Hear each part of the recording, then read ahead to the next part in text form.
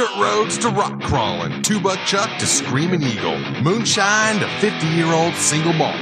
We talk about it all here on Wheelin' Wine and Whiskey with your hosts, Jason and Chris. Welcome to Wheelin' Wine and Whiskey podcast. How's everybody doing? This is Chris. I'm alone in the studio today, recording a quick little intro to a classic episode that Jason and I have been replaying at this time of the year since its inception of the podcast. It's episode number 34, which is the How to Attend King of the Hammers Like a Seasoned Pro. And again, we do this during the holidays so that we can take a little bit of time off and enjoy it with our families.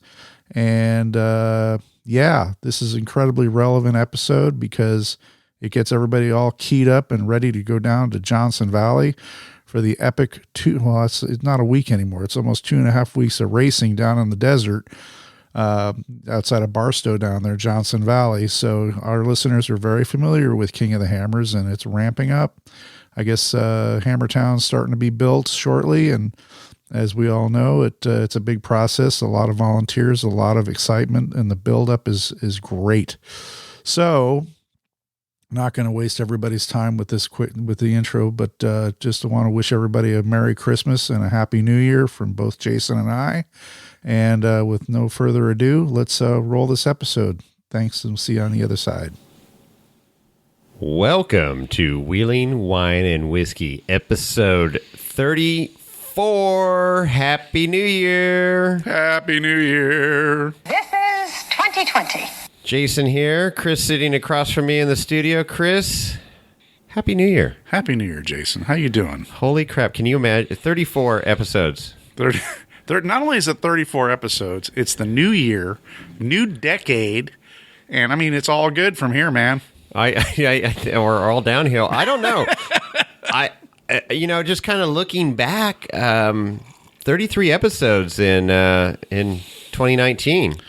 Yeah, that's pretty damn good. That was better than we thought we'd do. We were striving for one a week, and we did that. We did, and some. It's threw in a little bonus episode in there. Bonus episodes. We had some interviews. We had some I tell you, some great interviews. And a steep learning curve. Yes, there was, and we're still learning, and we'll continue to learn. And we're learning that Lorenzo for 2020 is turning over a new leaf. What, he's an AA? No, he already tried that. It didn't work out so well. But he's better. He thinned down. Look, he thinned down over the holidays. Well, yeah. I mean, you no, but most people bulk up. I know I ate a shit ton over the holidays. Well, you left him at home with no food, no alcohol. In a cage. He's still pissed at me. He won't even look at me anymore. Sorry, Lorenzo. Sorry, not sorry. Donkeys Anonymous is going to get after us here pretty quick. Donkeys, not. You want to go down that road? Okay. Well, so Happy New Year, everybody. Yeah. If you're still listening to us after 33 episodes, God bless you. I do question your intelligence, but we do thank you from the bottom of our hearts. Yeah. It has been a great ride. We have some exciting things planned for 2020. Yes, we do. And beginning off 2020 here, KOH, which we're going to get into here shortly. If you've never been, if you've been before, whatever, we have compiled a list that is pretty thorough, I would say. Yeah. To prepare for the shit show that's about to happen down in the California desert. How many days? It'll be like 20. By the time this episode comes out, you're 20 days away. 24 days. Yeah, 24 days away. 24 days. I'm nowhere near ready. Nowhere near. It's a little tease. We'll get into that in a little bit. But yeah, there's a lot to do, and the teams are wrenching like maniacs to put their shit together. Oh my god!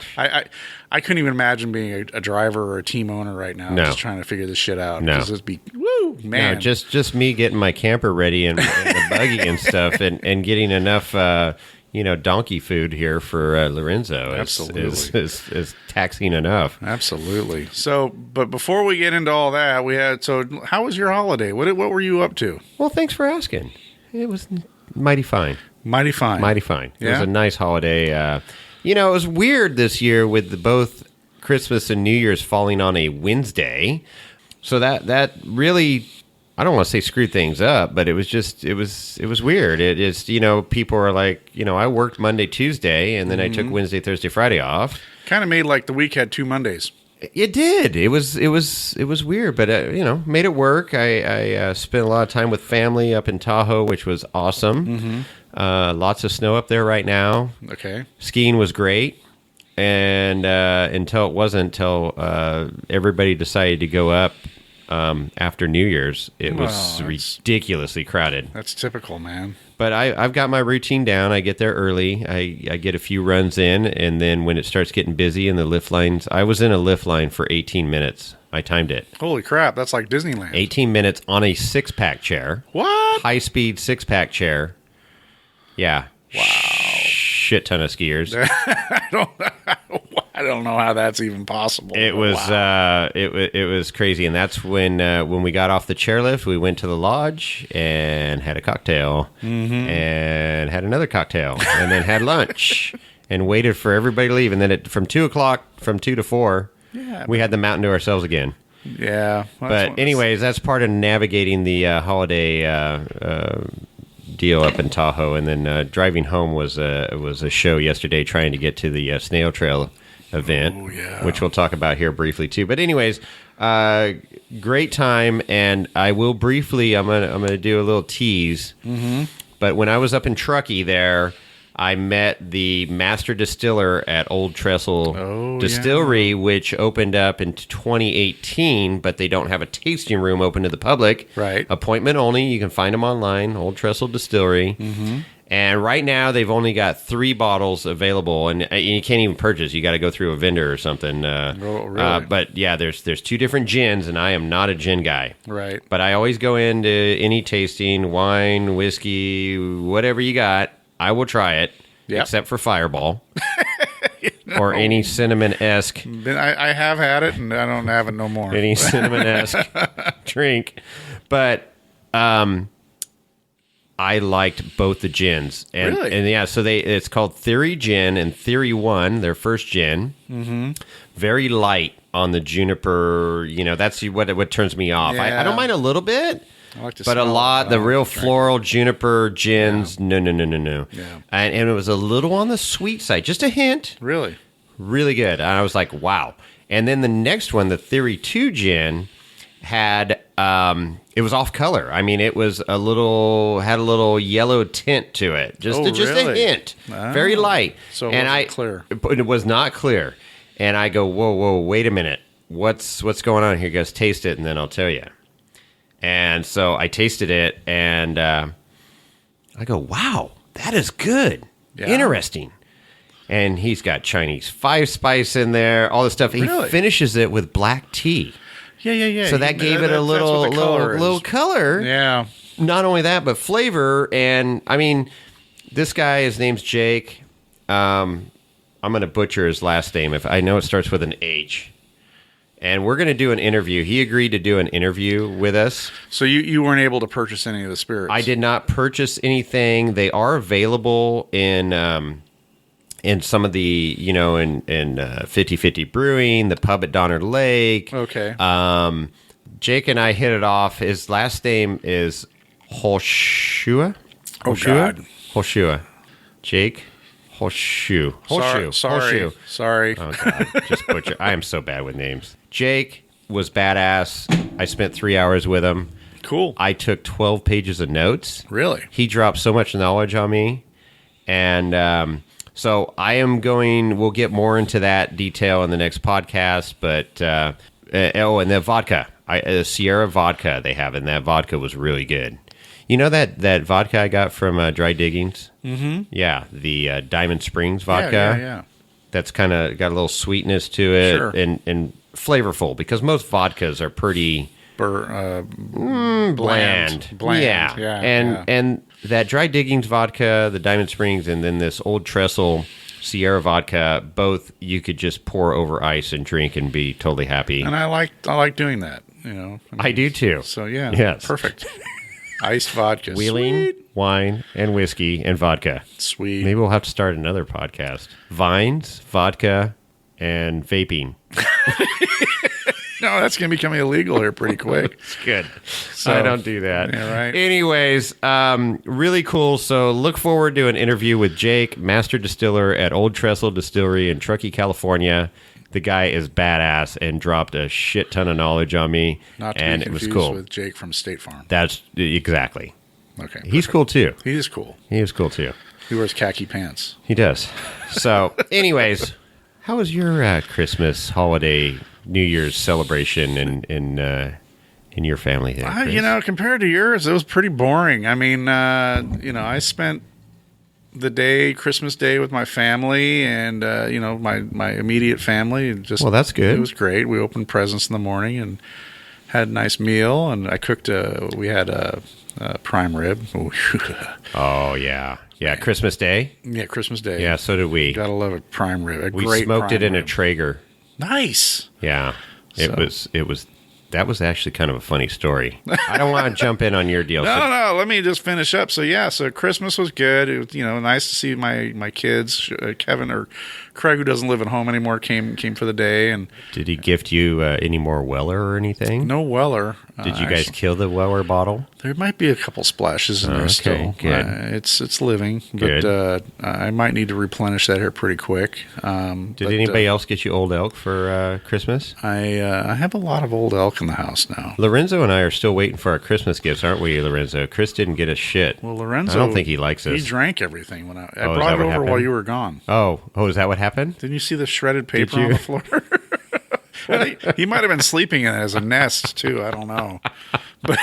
Made some bedding out of it. But no, Christmas was good. I mean, it's just very nice, casual, nice family time for me. And I didn't. It's actually the one day of the year where the golf course that I work at is completely shut down, cold. There's nothing going on. And New Year's Day. No, they're open on New Year's Day. Oh my gosh! But Christmas is the one day that there's no. I mean, I literally we lock the door, we shut the gates, and nobody goes in. So the whole 364 days a year, you're open. day. Exactly. Well, 364 days a year, somebody's on property. Yeah, exactly.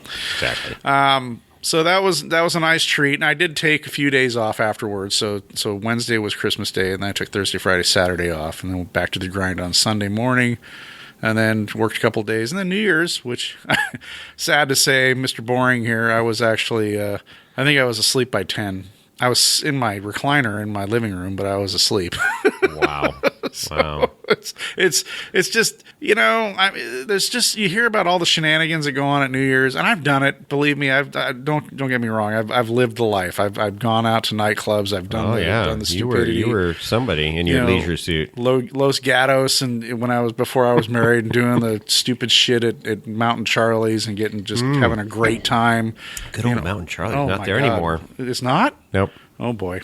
I think it's gone. No, wait a minute. What's the other? No, you know what? Maybe Mountain Charlie's there. Sorry, that's like an institute, man. I know. Institution. Anyway, I don't have any regrets for being boring on New Year's because you hear the stories the next morning about this person or that person or this group being arrested for DUI or somebody dying or whatever. Right. Yeah. I prefer just to be at home, honestly. It's a little loco out there.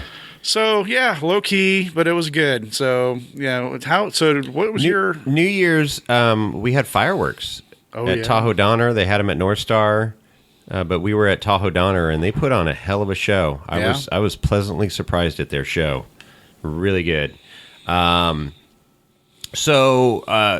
prime rib story. Oh yeah, let's have it. So traditionally, we have Italian family. We have lasagna on Christmas Love Eve. Lasagna. And my aunt makes the best lasagna. It is incredible. I'm like Garfield. Yeah, Garfield. That's right. Garfield loved lasagna.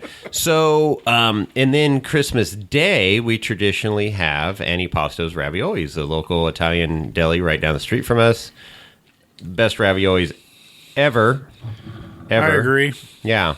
So, so we were going over to my aunt's house for New Year's Eve, and we spend the night, and then Christmas Day, we normally come back over to San Jose, but we decided to stay over this year. Logistically, it just worked better for everybody, and I left the raviolis in the freezer.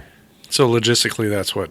So that means the raviolis were in San Jose, And I was an hour away. in Capitola. Yeah. And so I realized that about half an hour after my arrival on Christmas Eve. Just poured my first glass of wine, easing into the evening, and I go, crap. Was that $2 Chuck? No, it was Close to boys? No, it wasn't that either. We, what did we open first thing that night?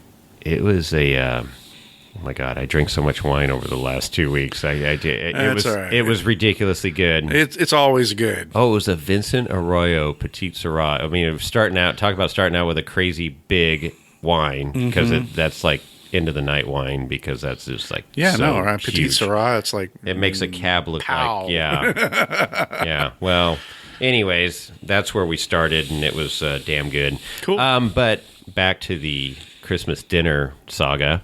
So my cousin goes, "Hey, we got this. Let's go down to the local market, small market. Uh-huh. It's not a Safeway or anything No, like no, that. It's a yeah. local market. a little mom and pop shop. Exactly. So we go to their meat counter, and what do you got? What do you got? You got prime rib? Why, yes, we do. How many people you got? 10? All right, I recommend, at least a 3-4 bone. Give us 5 bones of prime rib. Beautifully. I mean, it had some nice marbling in it. Is it seasoned at all, or is it Nope. bare? No rub, no nothing? Nope. Wow. Creekstone, high-end, Nice. prime rib. Jason money. No, it was Jason credit card money, which I am not looking forward to my credit card bill coming up, because that was way more expensive than raviolis. Let me just say that. Well, but Costco prime rib is, and then we went and got some Way to go. fresh horse. So we walk into the store, and there's quite a few people in there, because obviously we weren't the only ones That forgot their picking up that ravioli. forgot stuff. So there was they had 15 minutes left. Hey, 15 minutes, store's closing. I'm like, oh boy, here we go. So we were on it. We got the prime rib. We got fresh horseradish, Uh-huh. and some Yukon Gold potatoes to make some killer mashed potatoes. Mm-hmm. And we already had vegetables and stuff at the house, and garlic bread and all that other stuff. green So, stuff. yeah, I know, but So I guess. yeah, it was the $200 and some change later. I walk out of the store, but my cousin has a Traeger, and we fired that baby up on Christmas morning, Oh yeah. and we're out there, drinking beer at 6 a.m. and putting the prime rib on, and That's the wood pellet feed-o-matic yeah. thing, right? I'm glad I was keeping an eye on it, because the pellet's actually bridged in the container. It's got this box on the side with an auger that feeds it in. Yeah. It's all thermostat controlled, so it's really cool. But the pellet's bridged, so essentially there was plenty of pellets in it, but it ran out of pellets. It wasn't feeding them anymore. Okay. And I watched the temperature drop, and I'm like, uh-oh, and then shook the box, and then everything fired back up again. But So what's the cook time on that? we did about 6 hours on this bad boy. Man. Yeah. I got the internal temp right in that 125, 130 range, so it was rare. Yes, sir. And then, so the idea was, all the men folk were wanting, rare, little medium rare Yeah. esque, and then of course the women wanted freaking, well Well done. Get the end cap. Yeah, so we cut it up, and then we had the cast iron skillets. So anything that was more on the rare side, we just did a quick little sear. Uh-huh. Perfect. Sweet. Yeah. Anyways, there was that, but that reminded me. Yeah, it was a pleasant mishap. Let's say. Right. No pleasant doubt. mishap. That's one of the side effects, I guess, of having a small gathering, at least at my house for the holidays, was leftovers. So, having prime rib leftovers. What did I do with all the prime rib leftovers? I mean, we had sandos. We had one of the things I made. We had, of course, just regular prime rib leftovers the next night. But then I made prime rib breakfast burritos. Oh my gosh. Nice. So freaking good. It was. I think I had like 12 of them, and I was just. We ate a few, and then I started just wrapping them and putting them in, wrapping up and putting them in the freezer. So Do you have some left? Frozen? No, they're all gone now. Oh. I was going to say that'd be great down at KOH to put manifold prime rib burrito. Maybe I'll do it.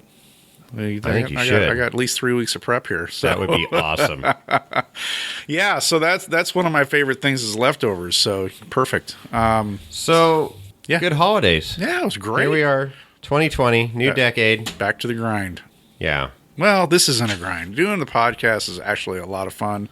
And a stress relief for us. So before we get into KOH prep, yes, sir. I think we attended an event yesterday. Did we? Oh yeah, I drove up to. And your Jeep actually exited the garage. Yes, it did, and made it all the way up to Rancho Cordova, California, on the freeway. I drove it. It wasn't a trailer queen. And let's hear about your experience driving it, because I talked to you shortly after you arrived. I was coming down Highway 80 from Tahoe and hit a shit ton of traffic. Right. Well, I saw somebody tried calling me. I mean, I had the phone on the dash, and I said calls coming in, and I'm like, I can't answer. I'm not answering this because there's no chance of me being able to have a conversation. So you called me as soon as you got to the parking lot, right? So, and you were angry Barbie Jeep, Chris. Well. Not angry. I just, more than anything, it's just relieved that I was finally there so I could relax. Because anybody that's got a vehicle that's been pretty heavily modified, this is not a vehicle you want to drive on the freeway anymore. It just isn't. And maybe it's because I'm getting old and grumpy, but definitely. When let's step back. When you know you have a trailer and a tow rig sitting at home and you did this, I did it on my own. I made this decision. I did it. It was a conscious decision, but I will say, I called you and you go, I am never driving my Jeep on the highway that far again. This is why I have a trailer. My Jeep is a trailer queen. Exactly. And I had like a bunch of stuff to talk to you about, but then I'm like, you know what? I'm just going to let you go into the brewery and have a beer and settle down, because now's not the time. You were not in the good zone. So when I first left town, the Jeep, I mean, it gets driven around town occasionally, but never it hasn't been at 65 miles per hour on the freeway, and I don't know how long. So I'm going up the Altamont Pass. Now this thing drives great. I mean, it has power. Yeah. I mean, it's geared right for the size tires. No problem climbing the Altamont, but it's like, it hasn't been on the freeway. It hasn't been driven like this and warmed up like this in quite a while. So it's like, sure. There's a flat spot on my tires. And I'm like, holy crap, this thing's just shaking like a son of a gun. So by the time I got to Tracy, everything had smoothed out. About, it's like, 30 minutes. The tires are warmed up and the flat spot's gone. I can hear my music through my earplugs, and I'm fine, whatever. So it's good, but I got there. It was a great event. Absolutely great event. I was one of the early birds. How many people would you say were there? At least 125. Definitely more than 100. More than 100, less than 200. Yeah, around 150. I don't know. I didn't count heads. I think 150 would be. You wouldn't be exaggerating. Great turnout. Really good turnout. So if you listened to us as well and you were there, we met a lot of people. We saw some of our people we've met before, fans before, which was great. We were able to hand out a bunch of stickers we actually and cards. Had stuff. It was great. Yeah. So hopefully next time we'll have some nice shirts and stuff wares there. But the parking lot was loaded with a wide variety of vehicles. A lot of Jeeps. There's a lot of Jeeps, which was a pleasant surprise. There was I wandered around. There were definitely Yodas. There was some Jeeps. There was an Excursion. Yeah. there was a Unimog. There was a Unimog with a camper. That was cool. I didn't get a chance to check that guy. out. I didn't catch his name, but he had a Grass Valley four-wheelers jacket on. Did he? Okay. And I gave him a sticker. Oh, cool. He asked for a sticker. Well, so you I gave better him one. slap that on the side of the If you listen to our Unimog. podcast now, text me or hit us up on Instagram with your name and give you a shout out on your Unimog. That thing was badass. And we have another friend that's in our club that has a Unimog also. His name's Rick. And I don't know if you probably know him already. Yeah, I know Rick. No, the guy that we're talking to that okay. hopefully listens to. I just wanted to make sure. Yeah, I know, Rick. I know, Rick. Hey, Rick, how you doing? If you're listening. Yep. So anyway, it was cool, and then there was a nice tube buggy there, even though it had Toyota running gear. yeah. Yeah, Hustle Nuts. That he's on Instagram there, and Jimmy. He's a nice guy. Really nice guy. Met him and his girlfriend, and Danielle. that was the first time that I had seen his rig in person. Oh, okay. And he had a Wheeling Wine and Whiskey sticker on there that I gave him a few weeks ago. He was representing. Yeah, and dude, that thing's badass. And I told him at the end of the event, I go, dude, that is a really well-built buggy, even though it's got Toyota running gear and no V8, but that is a badass. But it's bare. It's bare. It has heated seats. It's bare bones. It's got the 22 RE. 40s. It's nice. It's perfect. And that slide out. The toolbox in the back. That was wicked cool. Yeah, man. But there was a lot of details. I mean, I wanted to spend more time looking at it, but some guy came over with a highfalutin video camera and said, "Hey, can we do a rig walk around?" You know, and I was going to like pull a Tyler and photobomb the whole thing, video bomb it, but I stepped aside and let them do their thing. But I definitely want to go wheeling with him and see that thing out on the trail because it was pretty badass. Oh yeah, no, you'll definitely. There was a Jeep there that had it had to be a wrap, that pink. It was like foil. It was a very pink shiny. foil, Yeah, very shiny. Yeah, it was almost purple or something. Yeah, it was pink. It was. I don't know what that was all about. Did you talk to the owner of that? I did not, but I saw it and then I saw it drive out, and I'm like, wow, that's an attention getter there. Yeah, that's exactly. You better be able to wheel if you got. that thing's crazy. And then, anyways, a lot of cool rigs, a lot of cool people. It was fun. I thought Jimmy and Tyler did a great job. They had their snail trail apparel out there for sale. They had a ton of raffle prizes for people that were there. Their online raffle, I think, ended today. Probably, I think they. And then, so they'll announce that on their deal. They got a ton of prizes. They've been working hard at it. And then there was a lot of cool people there. You talked to a few people. I talked to a lot of people. You know, I mean, some people we'd already met before, some new people. We met the guy from Kansas City. Oh, my gosh. Yeah, Tyson. So from Kansas City, he flew all the way out. Yeah, how cool from is Kansas that? City. He's a airplane mechanic, so he's super meticulous. I talked to him on Instagram, and then so I had to meet him in person. Met him, super cool guy. He was showing me pictures of his trucks and stuff he built in the past. He's into like the lower truck scene. Oh, really? Yeah, but some badass craftsmanship on those things. And he does have old Ford pickup that he wants to restore. And he was saying, I don't know if I'm going to slam it or I'm going to four-wheel drive, you know. And I go, you got to go with a four-wheel drive. And he goes, yeah, I think so. So anyways, it was cool. And, man, Jimmy let him stay at his house. And, you know, this guy just flew out and came out for the event. That's pretty freaking incredible. That's awesome. And, that's super cool guy. Dedication, yeah. Yeah, so that was cool. Jimmy had a lot of people staying at his house. Georgia Boy and his wife. And his wife Alicia stayed at the house, camped out in the front yard. Yep. And provided some meals for him, I guess. Breakfast and pizzas last night. Yeah, absolutely. Let's see, who else did we meet? Saw Debbie. We did see Debbie that we met on daughter. Blue Lakes. Yeah. That she passed us up once she saw Tyler. You know, yeah, but she came running over to me and talked to me yesterday. But she did, and I apologize, Debbie. I was deep in a conversation with Sue Bunn, Mama Bunn. Yep. Who lives up in Placerville, right up the road there, and she was on Truck Night of America in 2018, the second season, and unfortunately the final season. I guess the show got so expensive to produce, but it was pretty cool.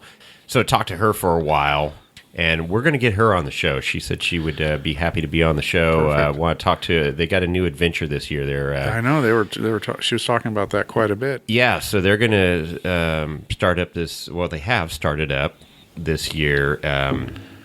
Guiding, taking people out on the Rubicon, out on Fordyce, out on Slick Rock, wherever you want to go. They'll take you there, and it's a very cool deal. So I told her, I said, hey, I want to go four-wheeling with you this year. She can guide you. Fine, guide me. I I could use all the guidance I could get. There's times I'm be like, you're really going to do that? You're really? Really? You really going to take that line on Windshield 3? Mission control. So, anyways, but very cool talking with her, and met her husband, who's very talented, putting those trucks together. Yeah. And I don't think his truck was there. No, I think they all drove down her. Yeah, but her 4Runner's badass. I was looking at that and took some photos of that. I didn't get close to it, but yeah. I should have, honestly. But I mean, it was a great event. Got to meet and talk to a lot of different people. Handed out a lot of stickers, a lot of business cards. Yeah. But yeah, it was cool. Debbie and her daughter, I think Katie. Yeah. So anyway, that was cool. Shout out to you guys. It was very awesome. Right on. To So see anybody you we again. talked to. It was great. We saw Beer Andy. I call him Beer Can Andy, but it's Beer Andy. Beer Andy, and Joe, and a lot of great people. I mean, it was a cool event. I wish we had more time. Yeah, right. Because there was a lot of people, and I was trying to make my way around and introduce myself and talk to people, but man, there was just. Well, it seemed like it just flew by. You know, you get there, and then all of a sudden it's like, oh, we're doing the raffle now. It's like, shit, really? It's 3:30 already? What happened? You know, and it's like, I only had 2 beers. We only had 2. Well, that was good. I mean, yeah. So, and the beer was good. Beer was let's great. talk about the beer. So that's kind of a little back up a little bit. Go ahead. So we had the brown ale, the first one, and then the second one was their Pilsner. Both very, very good. The brown ale I thought was exceptional. The Pilsner, you know, it was ordinary, but it was good. It tasted good. What the best part of this whole deal is I guess from 2:00 to 5:00, all the sales of beer at the brewery were being donated 5%. 5%? I think it was 5%. 5%. 5% of all beer sales were being donated to Corva. Right, which is what? What is the California Off-Road Vehicle Association. Wow, you said that pretty fast. California Off-Road Vehicle Association. Correct. So they fight the good fight for us. Absolutely. And that was awesome. And Amy was there, the representative for Corva, so that was cool. And I hope they got a good check. In fact, the owner, I don't know if it was co-owner or he's the sole owner of Fort Rock. I talked to him on the way out because I was talking to Jimmy, and then he came up and talked to Jimmy, and he's like, yeah, we'll cut you guys a check. We'll get all the accounting done and figure this out for you. So sweet. And I shook his hand, and I go, hey, first of all, great beer. Second of all, thank you for donating. So that's very cool. And the place was busy. It was like a good turnout. It seemed like a lot of people were everybody was having a good time. Absolutely. So cool, good time. Oh, and Mike was there too. Mike Toronto. Oh yeah, he hangs out with Beer Andy, with Beer Can Andy. Yeah. We talked to him quite a bit. Yeah. Sure. So that was cool. But now there was somebody else there that you missed. You left. Oh, who did I miss? And there was somebody that was attending that we were supposed to see that came at the very, the bitter end. Most people were gone. So after I left? After you left. Well, I mean, I had to drive home. But I understand. So who did I miss out on? Sherpa. Oh, shit. Really? Oh, shit. Really? Sherpa? Really? Dude. So I didn't know. I've never met this guy. I thought you were in Florida, dude. He was supposed to be there. I knew he was supposed to be there. Uh-huh. I thought you knew he was supposed to be there. No, I didn't know. So literally, we were towards the end of the event, and I'm like, kind of going through of who I wanted to talk to or whatever, and I'm like, Sherpa, where the hell was he? Yeah. Yeah, I didn't meet him. Oh, well, fine. So we're literally like loading up trucks, getting ready to go. Uh-huh. And walking out of the brewery, and Sherpa shows up. Really? And he like gives a hug to Jimmy and Tyler, and I'm like, who the fuck is this guy? Wow. And Tyler goes, this is the Sherpa. Sweet. And I go, oh my God, I got to shake your hand, So the guy's freaking hilarious. So we got out for the holidays. And he had a crazy story to tell about why he wasn't there on time. Apparently he lost both the front driver's side and front passenger side wheel of I didn't get the whole story of the rig he was trying. Yeah, pretty damn embarrassing there, Sherpa. I don't know, there's send us an email. We need deets. We're good, I'm sure. But I told him we enjoy. He writes some of the funniest emails. you better have thick skin, which we do. So it's freaking hilarious. But yeah, so we got some good pictures with him, and there's this great picture. I missed it. I got to post it up on the gram. So he came up with a gang sign for the Snail Boys. Oh, did he? Yeah, and it was something like this. It was a fist, and then like a V for the snail. You know. We'll have to take a picture. Oh, no, I got the picture. Oh, did you? Okay. I got the picture. Jimmy, Tyler, the Sherpa, and I'm standing in the middle just going like, you guys are idiots. That will be out on the gram, so look for that. I'll post it up. This is going to air on Tuesday, and I will be sure to get that up. I posted a couple pictures today. Sunday of the event, and it was a fun time. Anyways, it was super good. So, and then what was really cool, and another cool thing about that venue, that location, was the parking lot was awesome. It was huge. It was big, yeah. It was right there by the Cattleman's, right off the freeway, and there was plenty of room. That was good because there was people that had towed, trailer queens like you and I. Yeah. That towed in, but you didn't. You actually drove.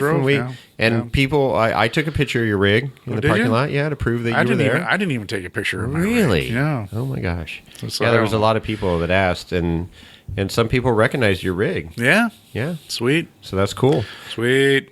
Okay, and one more thing. What? One final little thing before we go into KOH prep. What's that? That Lorenzo is eagerly waiting to hear because he's never been to KOH before. Let's see him eyeballing that freaking moonshine. He has no idea what he's getting himself into, and I'm pretty sure he's going to get lost down there.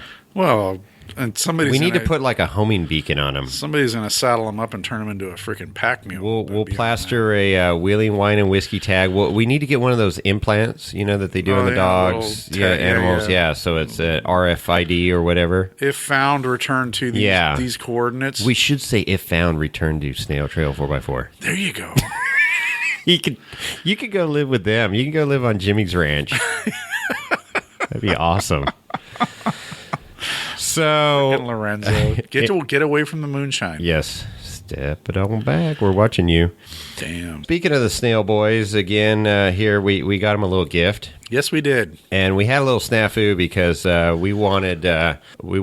we got identical gifts for the Mike and Max's Off-Road podcast. That's right, and for the Snail Boys. And the goal was to get them in their hands at the same time, and then they would open them on their podcast and then talk about them. So it's everybody's surprise. So Mike has already heard what was in the box because the Snail Boys did it this past Monday. I think Monday, right. Thursday. I don't know. Whenever their latest podcast came out. Right. I think they were only doing one a week during the holidays. I can't keep up with them. They do one a week, twice a week, 4 times a week. I mean, I don't know what they're doing over there. They really do. They don't care. They have no fuss. I don't think they care. Nice. So anyways, but Mike listened to the podcast, but Max hasn't. So Max is resisting listening to the podcast. Good. Don't listen, Max. Resist. We have agreed to exchange the box at KOH because Mike is going to be there at KOH. Yeah, what's up with Max? Which is going to be, it's going to be another drunken podcast night in one of our campers. That's coming, right? It's going to be in a bigger camper because we ain't all going to fit. Maybe we could use Phil's Taj Mahal or Kobe's Taj Mahal. Yeah, we'll have to do that. Yeah, we'll put a reserve sign up. Georgia boy, we're going to be calling you, and Phyllis, let us know. Okay. Anyway. Low bidder. Yeah, low bidder. This is a grassroots podcast. It really is. We got zero money. In fact, I still think I owe people money, but anyways, so it was pretty funny. I just listened to it coming home today. I've wanted to listen to it before going to the event yesterday, but everybody and their brother was calling me on the phone. I was, re-entering back into to reality. Reality sucks. It does. It really does. You need to live in the Matrix. Just stay in the Matrix. I'm trying so hard, Chris. You don't know how hard I'm trying to live in the Matrix. But anyways, so I listened to it today, and they opened it up, and they had good fun with that. So if you haven't listened to that episode, but we gave them a gift. We put some serious thought into it, and I think we succeeded, Chris. I agree. Yeah. So what episode? That was episode 55. Right. Episode 55, and it's I don't know, about an hour in, just 45 minutes in when they start talking. That's a long episode. Yeah, well, all their episodes are like 2 hours. Yeah, well, I guess Tyler likes to talk. He does like to talk, doesn't he? Because I mean, how much did Jimmy talk yesterday? About that much. He said hi. And we were heckling too. We go, and we'd like to hear from your co-host Jimmy. And Tyler looked at us and just kept going. No. No. They gave us a shout out. That was nice. No, it was awesome. They did. I thought for their first meet and greet, I'm like, man, you got more than 10 loyal followers there. That's great. So I think Wheeling Wine and Whiskey got blanked on the raffle. How many we did? But Kobe won. Kobe.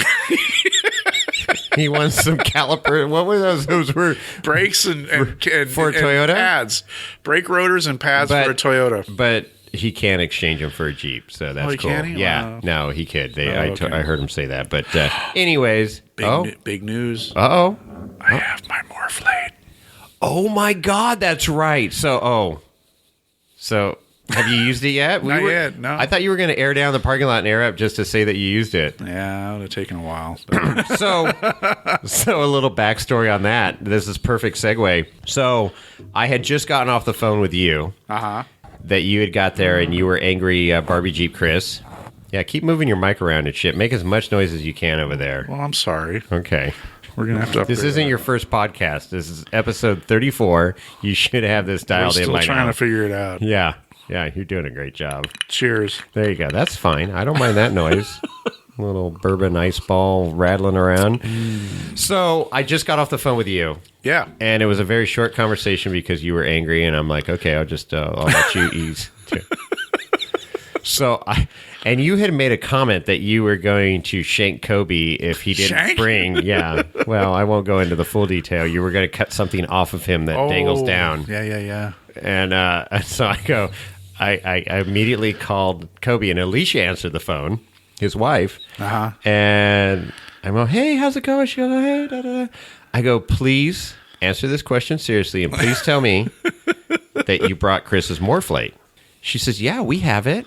And I could hear Kobe in the background, and he goes, yeah, I'm gonna screw with Chris a little bit. I'm all, listen to me closely. Do not screw with Chris. Do not make a scene. Hand him the Morphlate and step away. Yeah. And that's what he did, apparently. He did. Good job, Kobe. Thank you. It only took like 4 months. Yeah, something like that. But, so it's good. I'm thrilled. I want to try it out, and then I want to talk about it. Yeah, so. and then you got the brand new Morphlate bag. I got the round Morphlate bag. Yeah, absolutely. Yeah, it's a cool bag. It's sitting in the Jeep. I just threw it in there, but I need to put the Morphlate in there, and I think it's gonna. Because it's like putting a round peg in a square hole in the other bag. So now he's got a round bag for the round hoses. Well, there you go. So it's evolving. It is. It's a very cool product. We will talk more about it. But thank you, Tyler. I've had mine for a while, and it's dirty and well used, and it works great. I've used it on my Jeep, buggy, truck, and trailer. That's right. I remember it's great for equalizing pressure on the trailer tires, which is, I think, the most important. You used it on your F-350 when you unloaded your camper at Meadow Lake. Yep. So what are you doing? Yeah, to air down. Airing down. That makes sense. Yeah.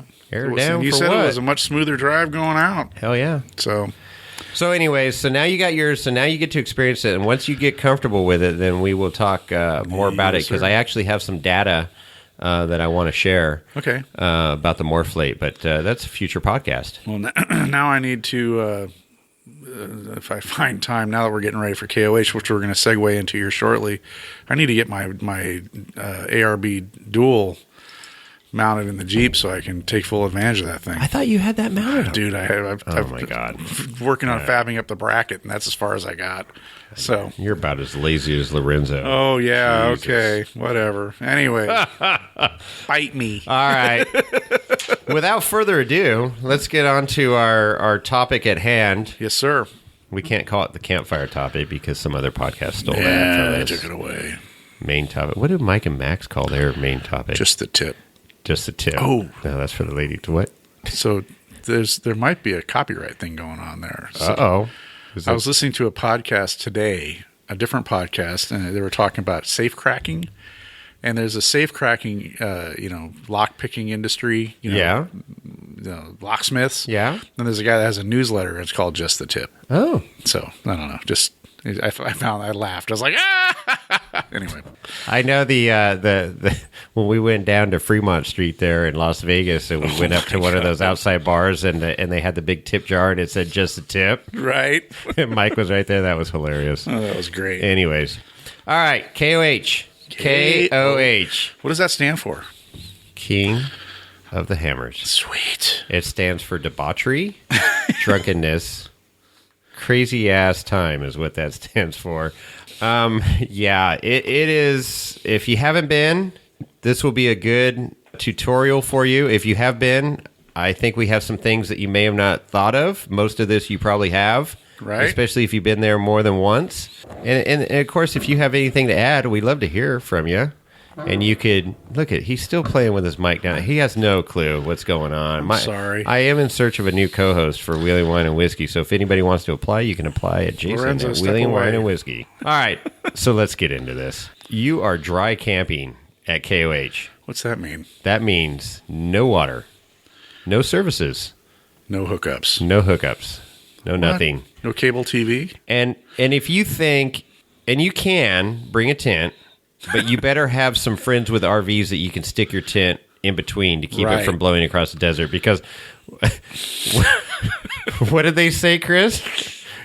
And it's so true because we've seen it. If you've not seen a tent with a cooler, sleeping bag, and all your accoutrement blowing across the desert floor in 50-mile-an-hour winds, you haven't lived. So it is true. We have, and there's nothing. It's the desert, and there are some firm areas to put some stakes in, but they're not a lot. Tents. You have to have 15-foot long tent stakes.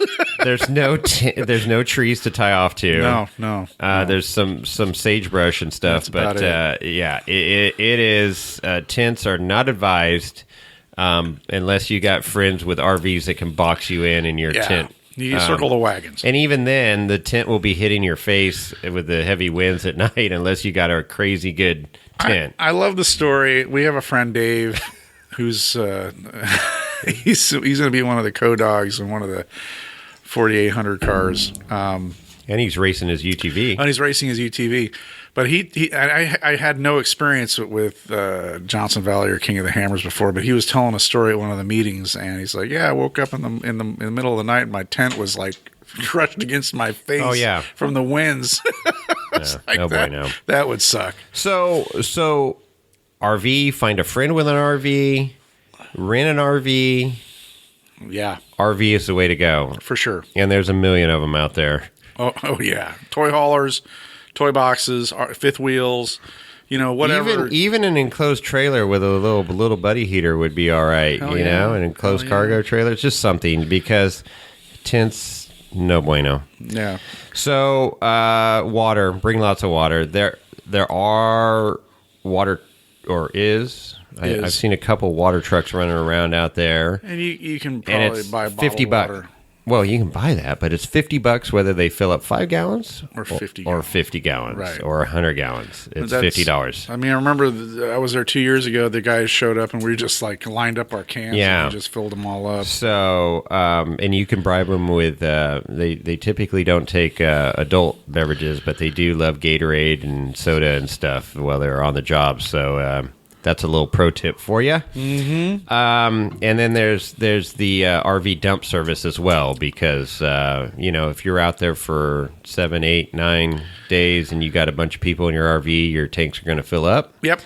And don't be talking about the black and gray. Yeah, don't be a douchebag and dump your black water in the desert or in a 55-gallon drum and leave it for somebody to pick up, happened a couple years ago, but apparently that was an accident or something. Oh, yeah, that's a hell of an accident. Well, there is a backstory to all that, but people that know what I'm talking about right now.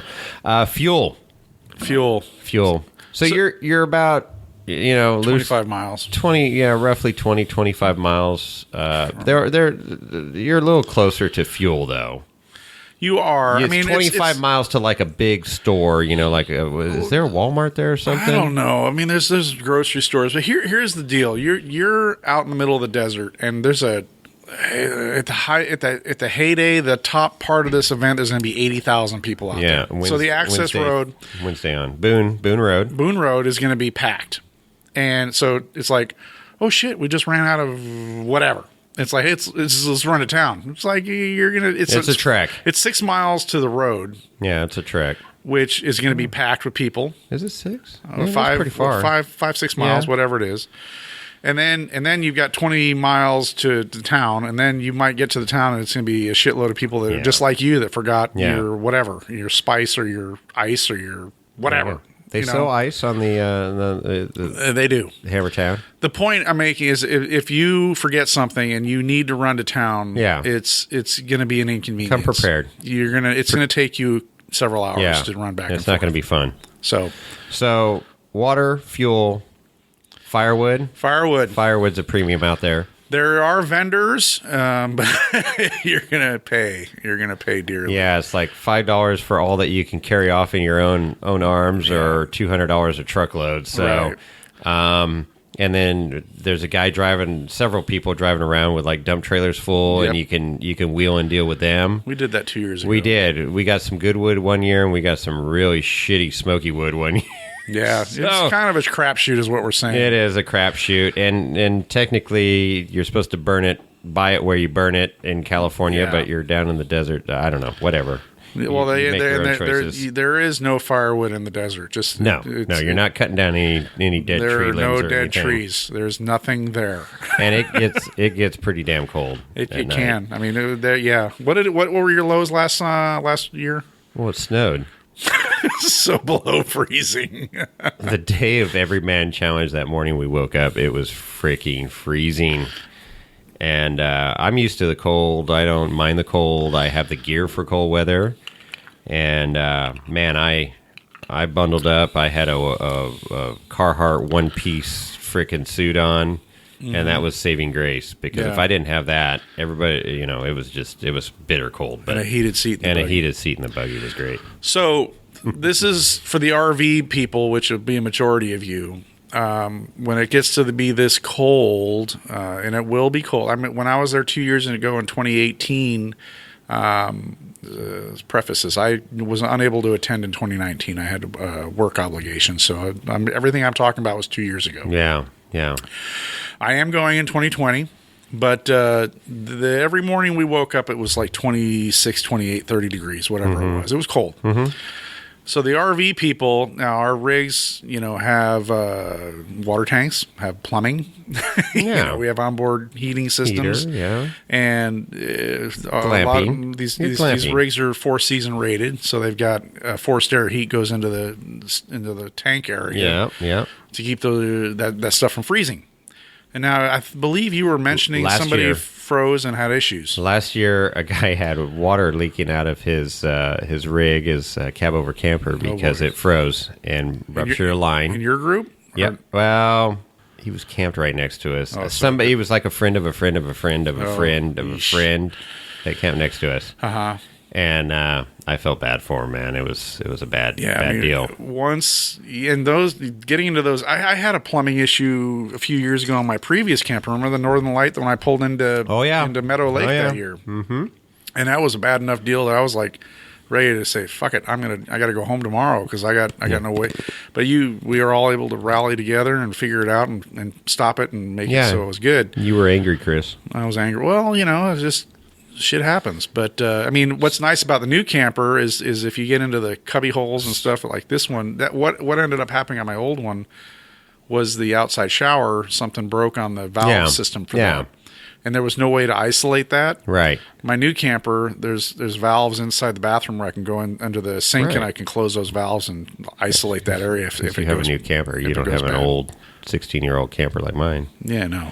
So propane, I think, is where you were going with that. Yeah. The heating, right? Propane, and the little buddy heater. Yes, sir. I'm going to buy one of those. Helps conserve your propane because it'll heat up your camper quick with minimal, propane.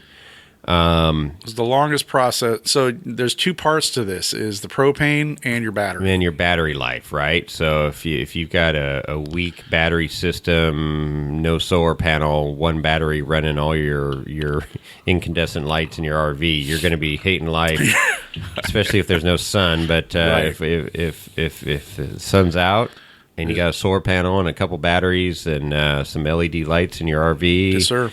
you're going to be way better off. But it is what it is. There are no trees out there, so there's no True. shade. That's true. But yeah. So, yeah, stock up on propane. We bring extra propane bottles Well, we have. So that's the and deal. accessories, propane and propane accessories. Propane accessories. You got your little buddy you talked about, and then we're going to have the stadium kitchen that we'll be setting up, Yeah. which requires propane. But Aw, damn it, Bobby. God damn it, Bobby. I was trying to make a reference there. You get it now? I do. You do? I do. All right. All right. So Bobby. yeah. So making sure you have enough propane because, like we said, it gets cold and. Aw, damn it, Bobby. Why don't you polish that propane tank? King of the Hill, killing me. All right, go ahead. Sorry. Sorry. Our camper. So there's a lot of. Are you going to go into the RV thing right now? No, or what? you just keep going. No, I don't know. I'm going to interject. You are interjecting. Well, I That's am. fine. That's fine. But I mean, just this is important because when you're in an RV and you're out in the desert for 8 nights, like we're going to be, you have to manage your resources. And Yes, you do. So we have solar. You and I both have solar on our campers. It'll Yes. recharge our batteries during the day if the sun's out, Yes. which is awesome. Sun's out, guns out. We both have dual tanks in our rigs, and most RVs have at least 2 tanks. Some of the smaller Right. budget ones might just have 1, but we do carry extra propane because we have to run the stoves and whatnot, Yes. and the barbecues Yes. and whatnot. But I am actually going to probably bring a 4th just in case, Oh, yeah. I do. because I don't. If it you don't know. So that's kind of what we're getting at. Is you don't know what the weather's going to be. You don't know. It was so cold last year, I burned through a lot of propane. Yeah. Keeping that camper warm and water heater running. Water heater and the refrigerator. Yeah, the refrigerator's very efficient. It is, And but especially when it's cold. But this is the thing is you need to keep your refrigerator running. If you run out of propane because you've been heating your camper, running your generator, or Well, that's the other thing that will rob if you have a propane generator. your hot water It heater. will suck down the propane quick. So that's why you want to have a plan. And anyway, Just prepare. If you're staying out there for 7 nights, plan on spending 14 nights. Be Right. prepared for 14.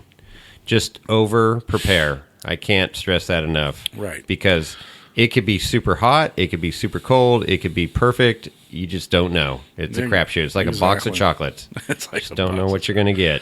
The first year I went, the weather was awesome. The second year I went, the weather was mostly awesome until the last day, and then we had that big storm. But yeah. you just don't know what you're going to get. Yeah. So plan for everything. So water, fuel, Water. Mm-hmm. propane, Firewood. toilet paper. Toilet paper. Do not run out of toilet paper. Mountain money, as some people call it. You don't want to be that person wandering around. Hey man, can I borrow some toilet paper? I ran out. Now they have the plastic boxes there in Hammertown. They got a portable lot ones. of them, Oh hell yeah! and they do a good job, and that's fine. But just word of advice: carry some toilet paper. Carry toilet paper. Yeah, no, it's I've got at least 3 rolls all the time in my camper.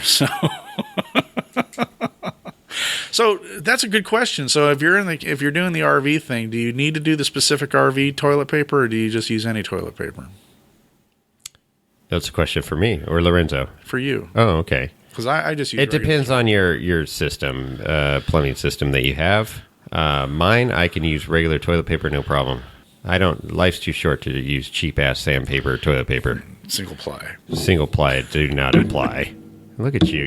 You are so bad. This is the first podcast of 2020, and you are making more racket down there. I'm glad you're the one that gets to edit the podcast and try and clean this mess up. I don't know what you're talking about. Okay, good.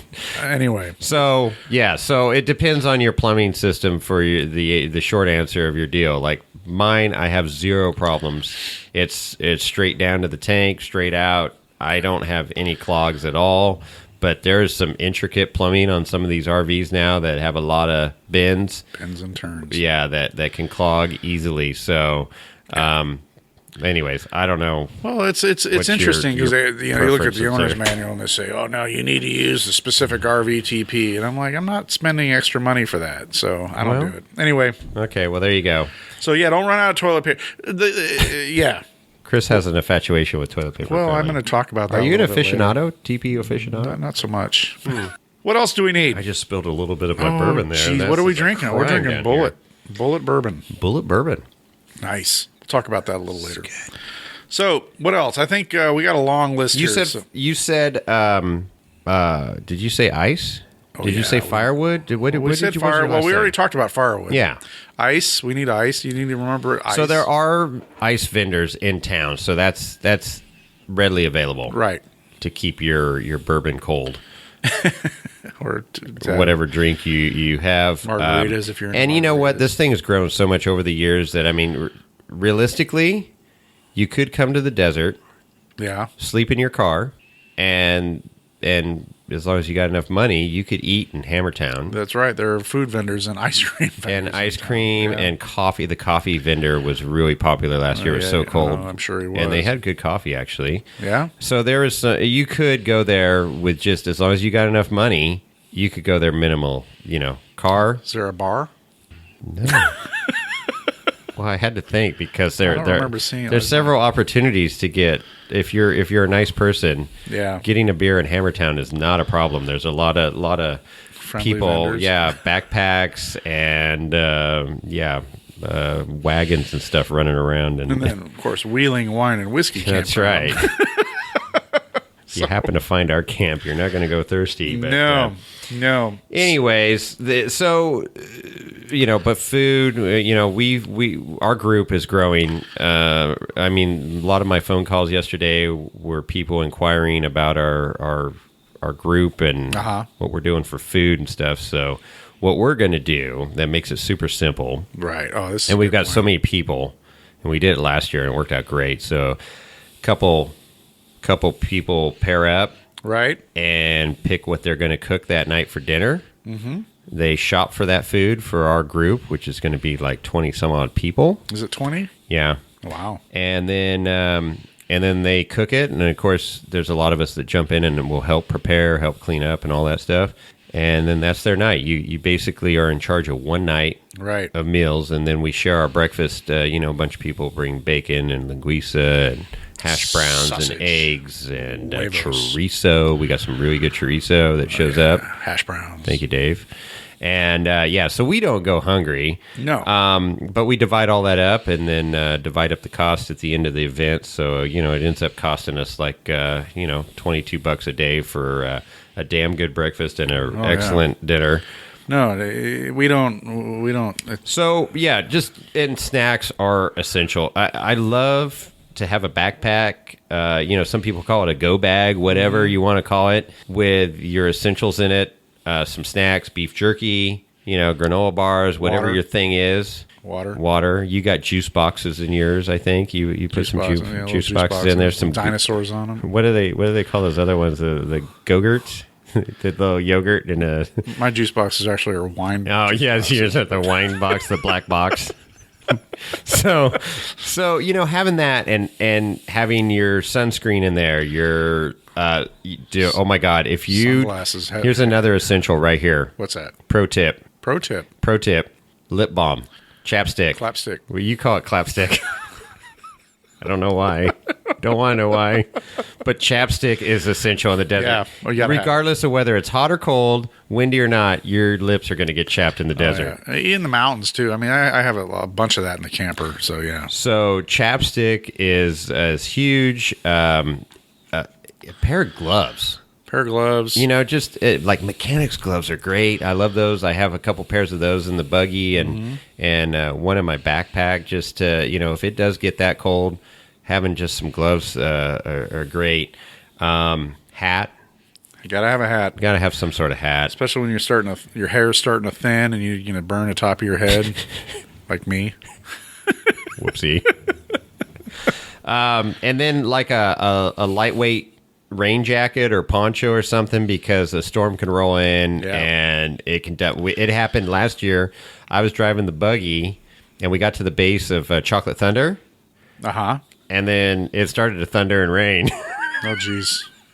And there's no windows to roll up or anything. No roof, no windows. I had a sweatshirt, and a sweatshirt isn't very waterproof. I don't know if you guys know that, but you probably drove 80 miles an hour back to camp and were there. No. I proceeded to try and climb up the hardest line possible, the far right line, and with wet, nice, wet tires. But I do have a word there: sticky tires. Stickies work great. God, I love stickies. Even in the rain, huh? Oh, God. That's Nice. so good.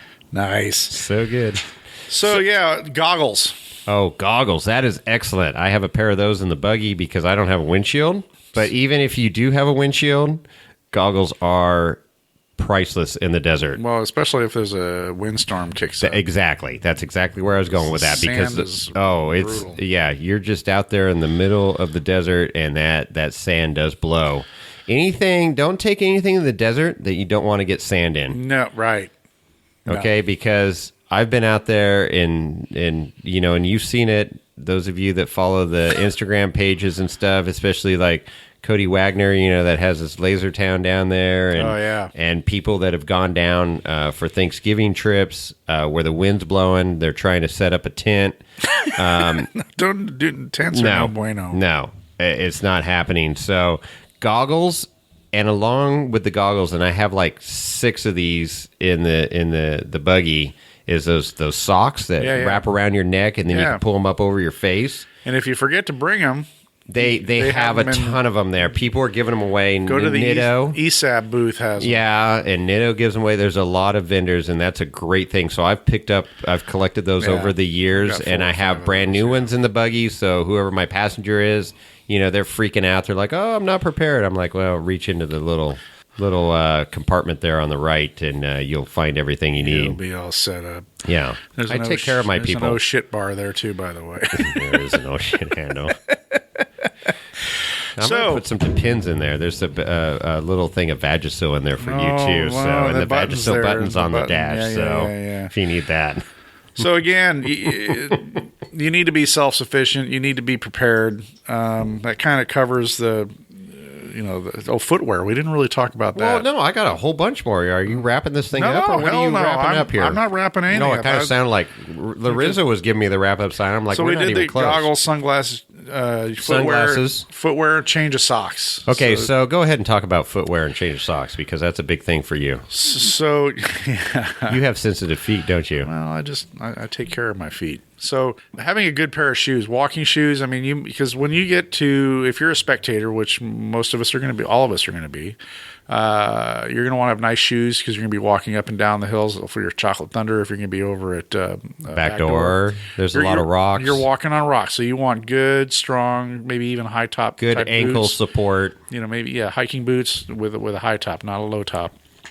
What I like to do when I'm hiking and doing stuff like that, so within my backpack, I like to carry a extra pair of socks just in case your feet get wet. I hate having my feet be wet, so I always just little pro tip: just have an extra pair of socks so you can change your socks. Not wet. Well, it could rain and it could flood out there, but wet because you got sweaty feet. Whatever, sweaty feet. Sweaty. Nope. Anyway, change of socks is a good thing. We talked about the sunscreen, lip balm, hat. Hey, wet wipes. Oh, wet wipes. That's good because the just having those on hand. And what is Tyler calls them, the hippie bath or something? I don't know what he calls them. But they're good. We gave him some for the holidays. Those are for people that don't have campers. Well, no, they're just good to have to just, it gets dirty out there and crazy. So your noise levels tonight are just off the charts. Oh, Lorenzo's not keeping it raining. He's not reining me in. No, he's not. He doesn't even care about you. He's not even looking at you anymore. He's still looking at that whiskey. He is. He's staring moonshine. at it. He's staring at it. Anyway. So wet wipes. It's good to have. The big ones. Little package of wet. Well, I don't care. Whatever depends on just the regular what you ones. want. Yeah, okay. Yeah, those are good to have. If you need a big one, you can grab a big wet wipe. You need a little wet wipe. I don't care. I had the big ones in my old wet nap. camper. They got stolen. So wet nap. Well, good. Whatever. There you go. Homeless people need them too, I guess. So, yeah. If you need to prepare for cold, so having thermals. Thermal long layering. Layering. Yes.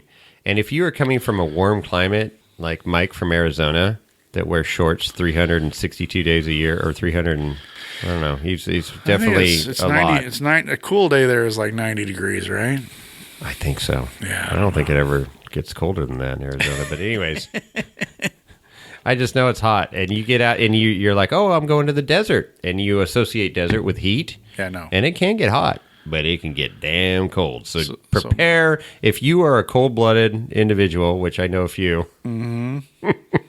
Mike, so definitely wear long, bring warm, layers, weather clothes. Yeah, windbreaker, some thermals, stuff like that, and then a really good the Carhartt jackets. Oh yeah, or Carhartt-esque jacket. Mm-hmm. I know Mike has a DeWalt heated jacket, like I have. Like you do, yeah. Love that thing. Yeah, in Milwaukee, whatever your brand is.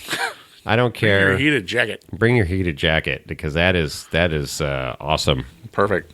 And then what else? You got gloves. Did we talk about gloves? We did talk about gloves. Okay. So, I bring some thinner gloves, like I mentioned the mechanics gloves, just some cover, but you can bring your ski gloves if you want. I like to have the warm, waterproof, insulated gloves. Those are good. I have a pair of those in my truck at all times. So wow. They'll be with me. Okay.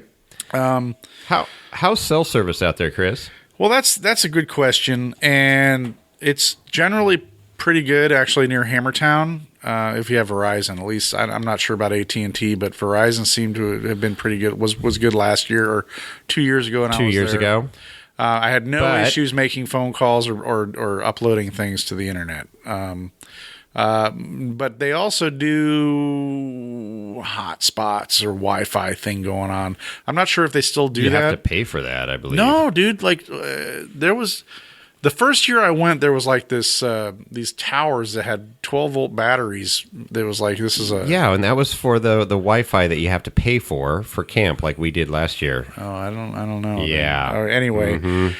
So cell phone service, I think, has generally been pretty good if you have Verizon. I don't know about AT&T. It is good, and here's what happens. It's really good when you get there the week before. Uh-huh. And then by Wednesday... It sucks. Of Hammertown week, mm-hmm. King of the Hammers week. When there's 80,000 people. There's everybody's trying to download, upload videos from that day or whatever and talk to their peeps that aren't on the valley floor that they're making them jealous because haha I'm here and you're not. I don't know. I'll fire up my Wii Boost and see what happens. And it definitely slows down. So don't just plan on shitty cell service. So that gets us to one thing I want to say before we talk about other means of communication, and this is a pro tip. Yeah, I've had a few of them. I hope you're listening. This is one of the most important pro tips. Because everybody, their brother, sister, cousin, everybody's carrying a cell phone. Yeah. May or may not work, and people throw them in their pocket. They're pulling them out all the time to take pictures and videos because it's a Kodak moment every 4 seconds in the King of the Hammers. It's the best camera you have. Okay. One you got. And let's just paint a scenario here. You're at Backdoor Thursday night. It is the most ridiculous shit show you've ever seen in your life. You're questioning humanity at that point of what's going on. Fireworks and dildos. Even wow. He went there. I did. That's why we have the E on our podcast, apparently. Well, yeah. Well, but here is a pro tip. Uh-huh. And you're out there, and you're taking pictures and video. You may be consuming some adult beverages, watching the show. No. And you may, get forgetful and not care anymore. And your phone falls out of your pocket. There it is. Boom. Bye. And you got your screen locked with either your Face ID or your finger ID or a passcode. Uh-huh. So if somebody finds the phone, and they're probably a good individual. Maybe. Got a heart. Maybe. And they're like, look, I just found a nice iPhone 11. Wow. A really nice phone. Jason money. But no, not even close. I'm running a 7 here still. And it's got a shitty battery that I need to figure out that before I go down there. But anyways, they pick up the phone and it's locked. Uh-huh. Can't figure out whose phone it is. So on your lock screen, you should put a contact phone number of somebody, a relative, a friend, somebody that they can call that is not on the valley floor. Okay. The desert, Johnson Valley, California. They're somewhere else. So if found, please contact Joe Blow at this phone number. You know him? Joe's a good guy. Is he? Yeah, he really Cool. is. Right on. Really is. Lorenzo likes him. So likes anybody. So this is it. And I didn't come up with this. I'm going to give credit where credit is due. Shannon Welch. Okay. Which some of you may know. She worked for Hammer King there and for Dave. Yeah. And has since moved on. But she put this out on her Instagram page. And so your lock screen should have that on there. So if somebody finds it, they can call and it will get in contact with your buddy or whoever that's not on the lake bed to say that, hey, I got Chris's phone. Right. And here's how you get it. She's experienced this firsthand. Several phones have been turned in Hammertown. Yeah, and cool. She's been able to return some because she recognized the rig or whatever was on the screen, the screensaver that comes up, the lock screen. But good to have a phone number. So that is the pro tip. Sweet. How about that? That's a great tip. That's worth it right there. So if you don't listen to the rest of the podcast, you got that going for you. Perfect.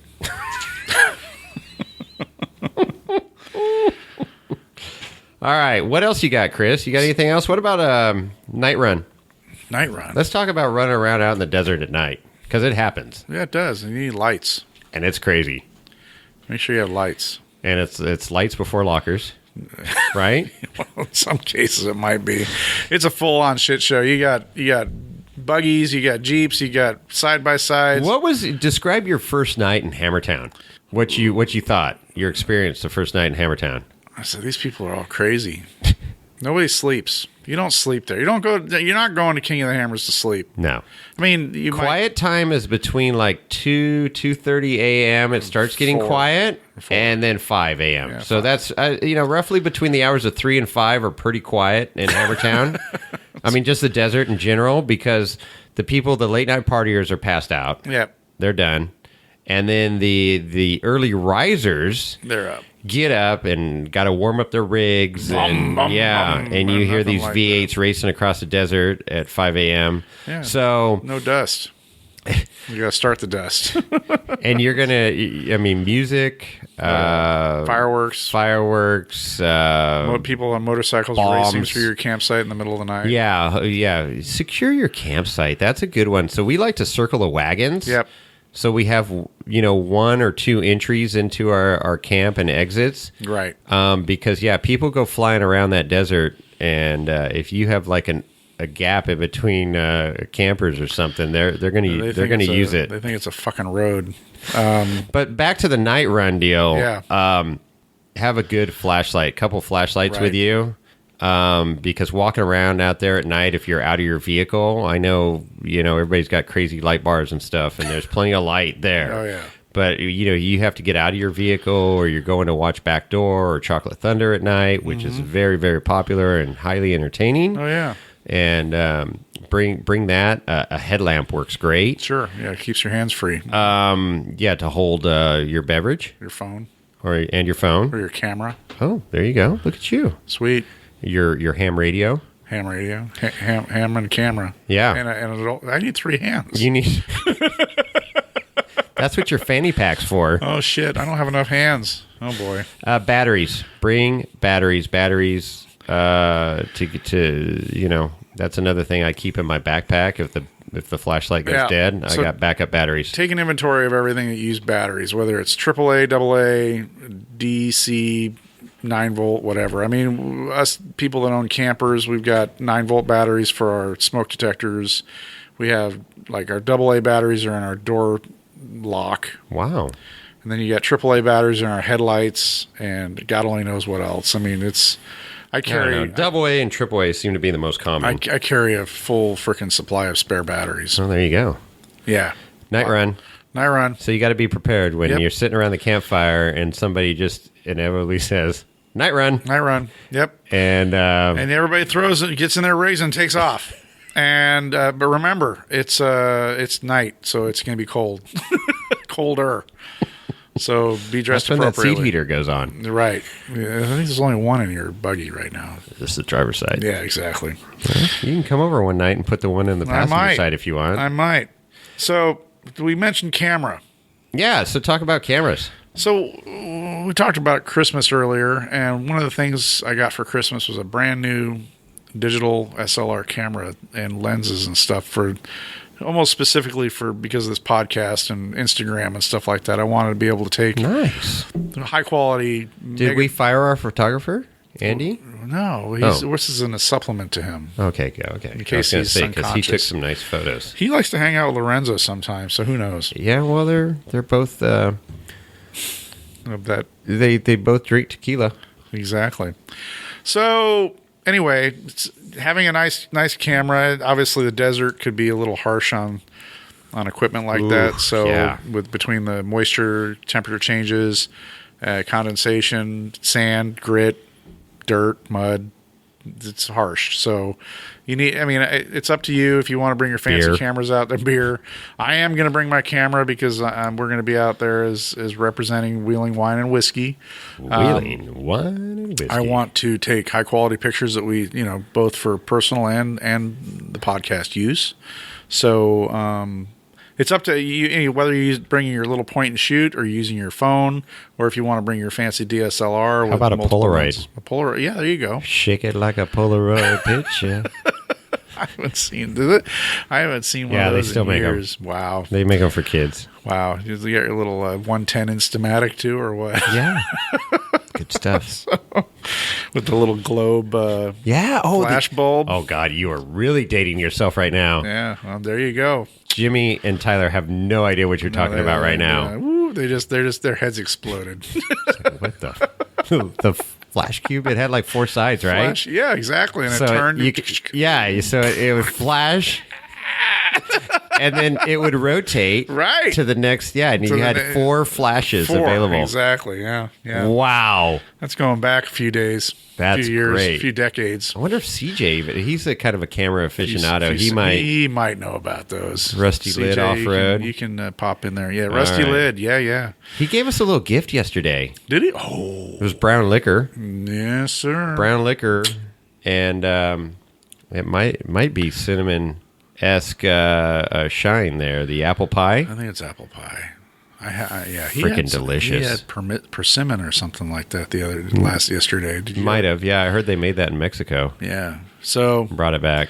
yeah, I forgot it's in the Jeep. I got to take it out of the Jeep and put it in the camper. Mine's sitting right here. Lorenzo's been looking at it all night. He's do you see the puddle of drool? Yeah, he is drooling a little bit. It's not good. Damn it. He's twitching. I don't know. All right, so back to your cameras. Cameras. Back to 2020. Doodly, So- doodly, doodly, doodly. Your choice, but this is one of those places that you just want to be able to take a lot of cool photographs because there's going to be a lot of great moments. A lot of content. Whether daytime, nighttime, whatever. But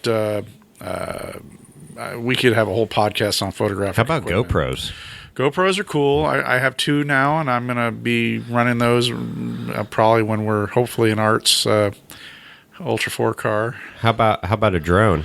I don't have a drone. And you're not allowed to bring a drone. You're not allowed to fly Not drones. allowed that's to right. fly. And they have Don't break that rule. strictly enforce that. So don't bring your drone. Yeah, don't Don't even do think it. about it. It will Don't- get shot down. You're right by the military base. That's It why. won't be good. Yeah. So- Yeah, it's not. Don't even think about it. And- That's a no-go for sure. And they also during the race, the 4400 race, there are helicopters, Oh, yeah. and you don't want to be screwing around in the airspace with those helicopters. Leave your drone at home. This is one of those things. You guys are, fuck that, I'm going to do whatever I want. No, this is one of those things. Don't do it. Uh-oh. Rant coming on here.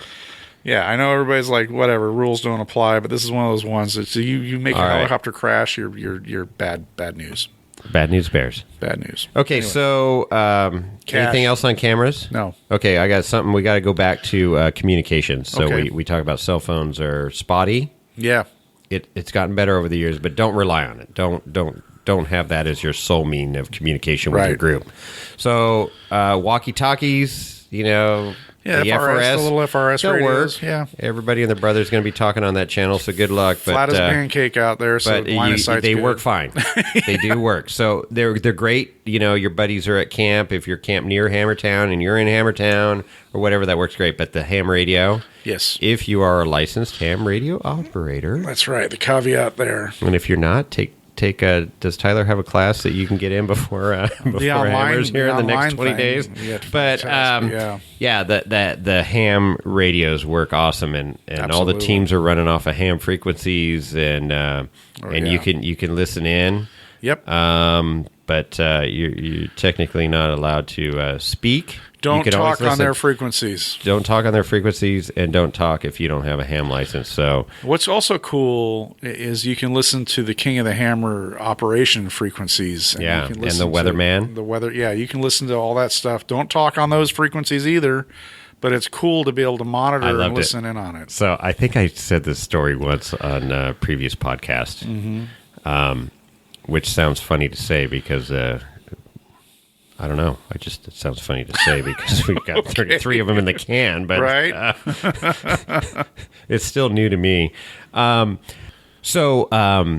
funny story about the ham radio is when Art and John, our buddies, 2 years ago. Yeah, a couple years ago, and they had a major front and rear axle failure, and they were somewhere just past the Cougar Buttes, but it was they were out in the middle of nowhere. They were like in the furthest point away from Hammertown. Right. And we have some high-powered ham radios. We're licensed ham radio operators, and we were trying to contact them. And John, the co-pilot there, he's very savvy on ham radios as well. Mm-hmm. But we couldn't get in touch with him. No.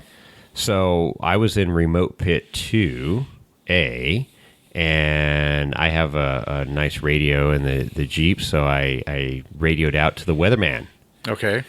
He sits up on top of a mountain. Yeah, so he pretty much hears everything and can reach out to everybody. Right. So, I yelled out our car number to the weatherman and like, hey, do you have a status on this car number? And he goes, what channel are you running? And I said what channel we were on, which was a ham radio frequency. And he goes, well, that's a ham frequency. And I go, KK6YXM. He goes, okay, good. And he said his call sign, and he goes, okay. So, it was cool to that moment that's like, yeah, I am a licensed ham radio operator. And anyways, so... but the weatherman couldn't even catch him. Really? Because, it was not a good...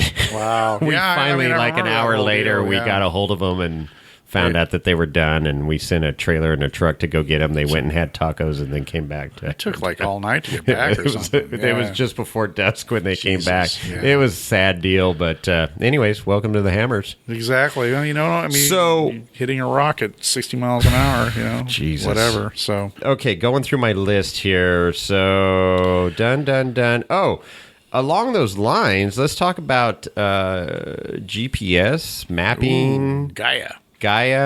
So GPS works great down there.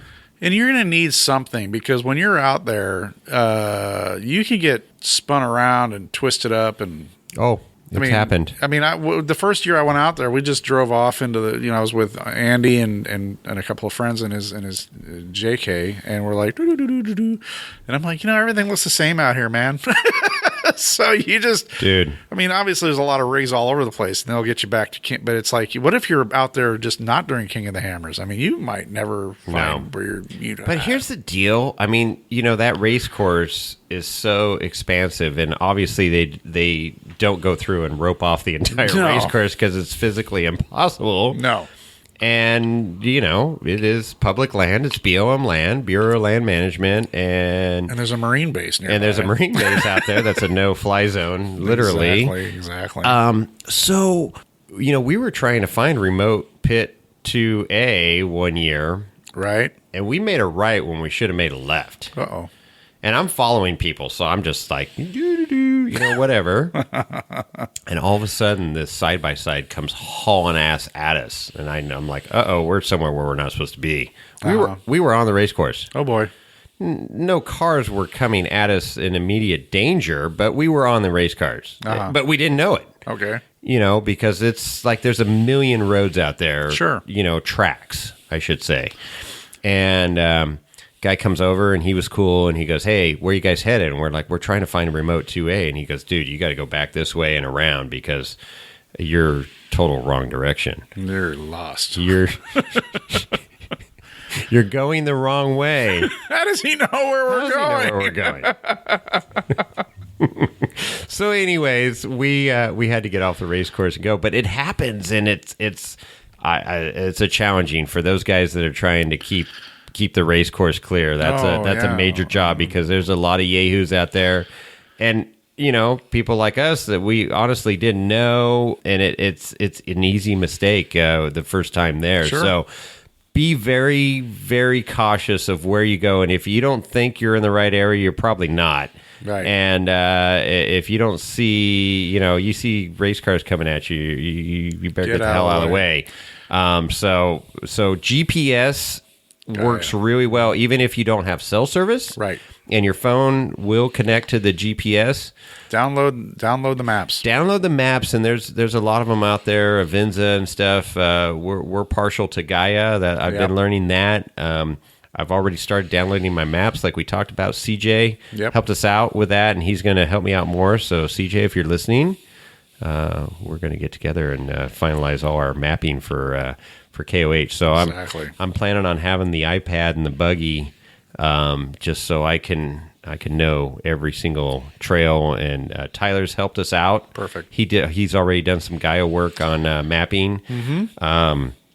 Yeah, so, I think that's all been uploaded. And then, there's some maps out there online, but it's not readily available. I mean, if you type in King of the Hammers, trails, there's not a lot that comes up on Google.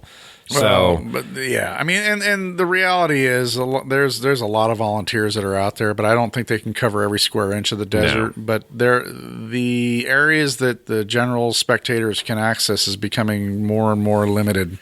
Basically, at this point, unless you're a volunteer going out to remote pits during Everyman Challenge or during the 4400 race, you're going to be limited to backdoor, Chocolate Thunder, and the obstacle is just to the right of Chocolate Thunder. I forget what that's called.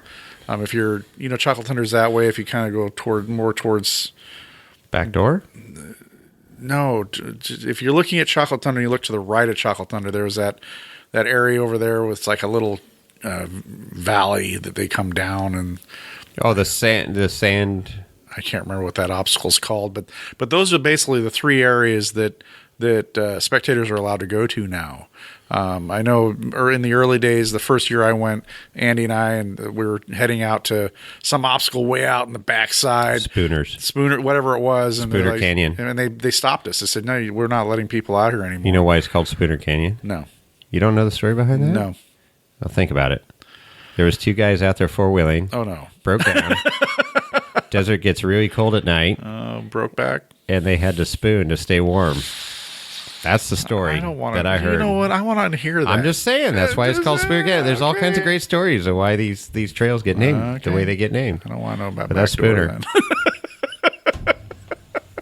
Don't want to know. No, don't want to know. All right, moving on. So Hammertown. Yes. This is a good tip. A lot of vendors. Is this a pro tip? A lot of vendors are in Hammertown. Warren and you got to name them all because you're going to be here. There's going to be a 16-hour podcast. So cash is king. Cash is king. So bring plenty of cash. If you're in the market for winch line or freaking make it rain cash like Chris does. There's even like remote control. These badass remote control cars. Look at you. See, he's already shopping. I almost pulled the trigger on one last 2 years ago, but there's some great deals to be had. You can go in there and negotiate. Cash is king. Seats, steering wheels, suspensions, shocks. I mean, I bought bags for my buggy last year. Little cargo bags. Four Wheel Parts has a huge booth. Huge. I mean, it's pretty. It's a great shopping center. So if you're in the market for anything and you want to negotiate with people that are motivated, because they don't want to haul this crap back out of the desert. You're absolutely right, and it keeps growing every year. I've made some great purchases there. Talked to some great vendors that support our sport. Yep. And it is awesome. Yeah, I mean, you could spend a whole day in Hammertown shopping and checking everything out. Yeah, and then you got all the pits right there. And but yeah, cash is king. They have gotten better with connecting to the interwebs for credit card sales and stuff. So I'm not going to say that's not an option, but don't rely on it. Have some cash too. I mean, yeah, because hang out with Chris. If you go to the booth where they sell all the King of the Hammers merch, t-shirts, hoodies, hats, and stuff like that. Yeah, I think I used your credit card there 2 years ago.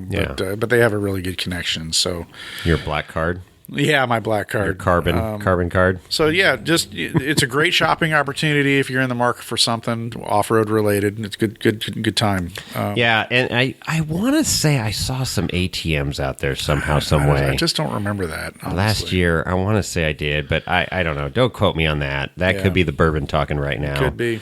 Yeah. So just plan accordingly there and have some pesos on you.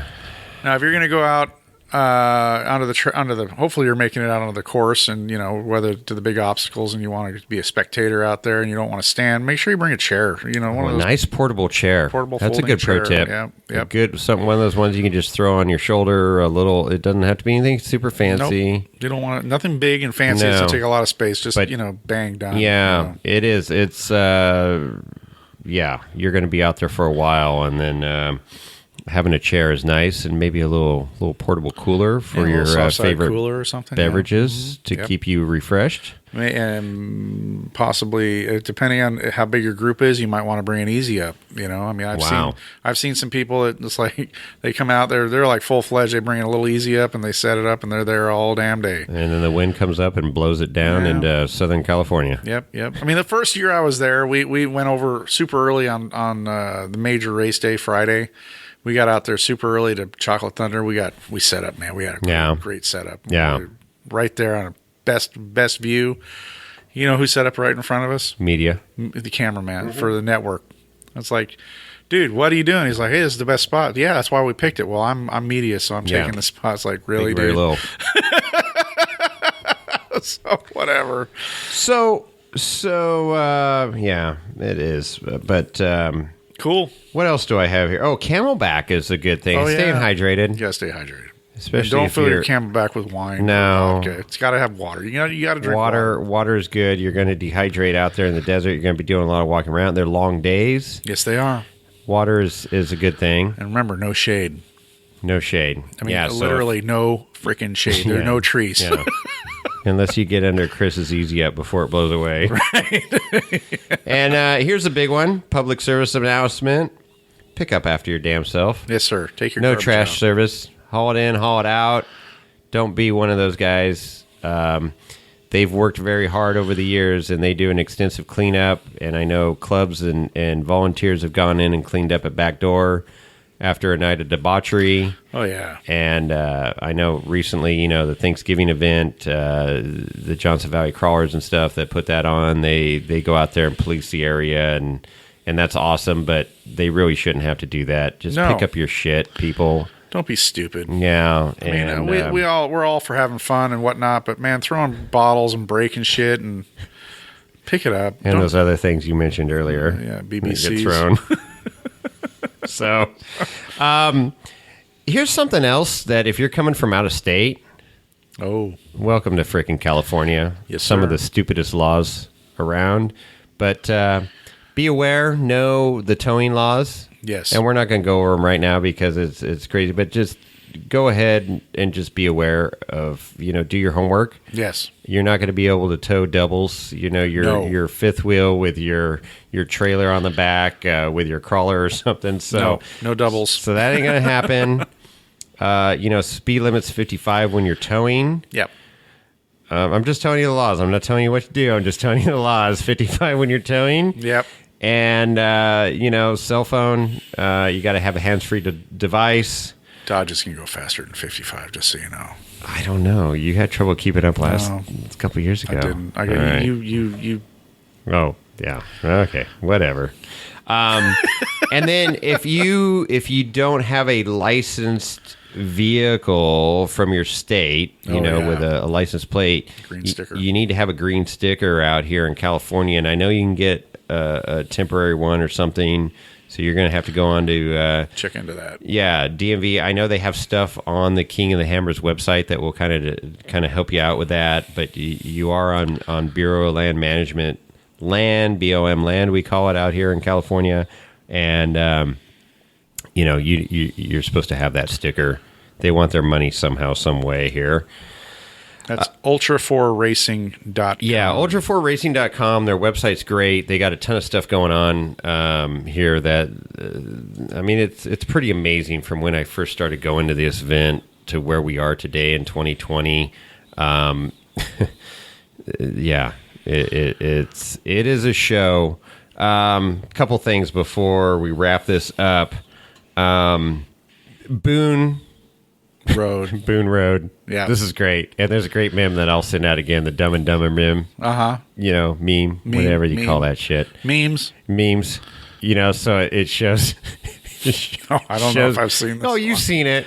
I've got another one that I'm not even going to talk about right now that I'm going to send out on Instagram. So you need to follow Wheeling Wine and Whiskey on Instagram. Right. But it is fucking priceless. But yeah, the Dumb and Dumber meme, it shows them all excited.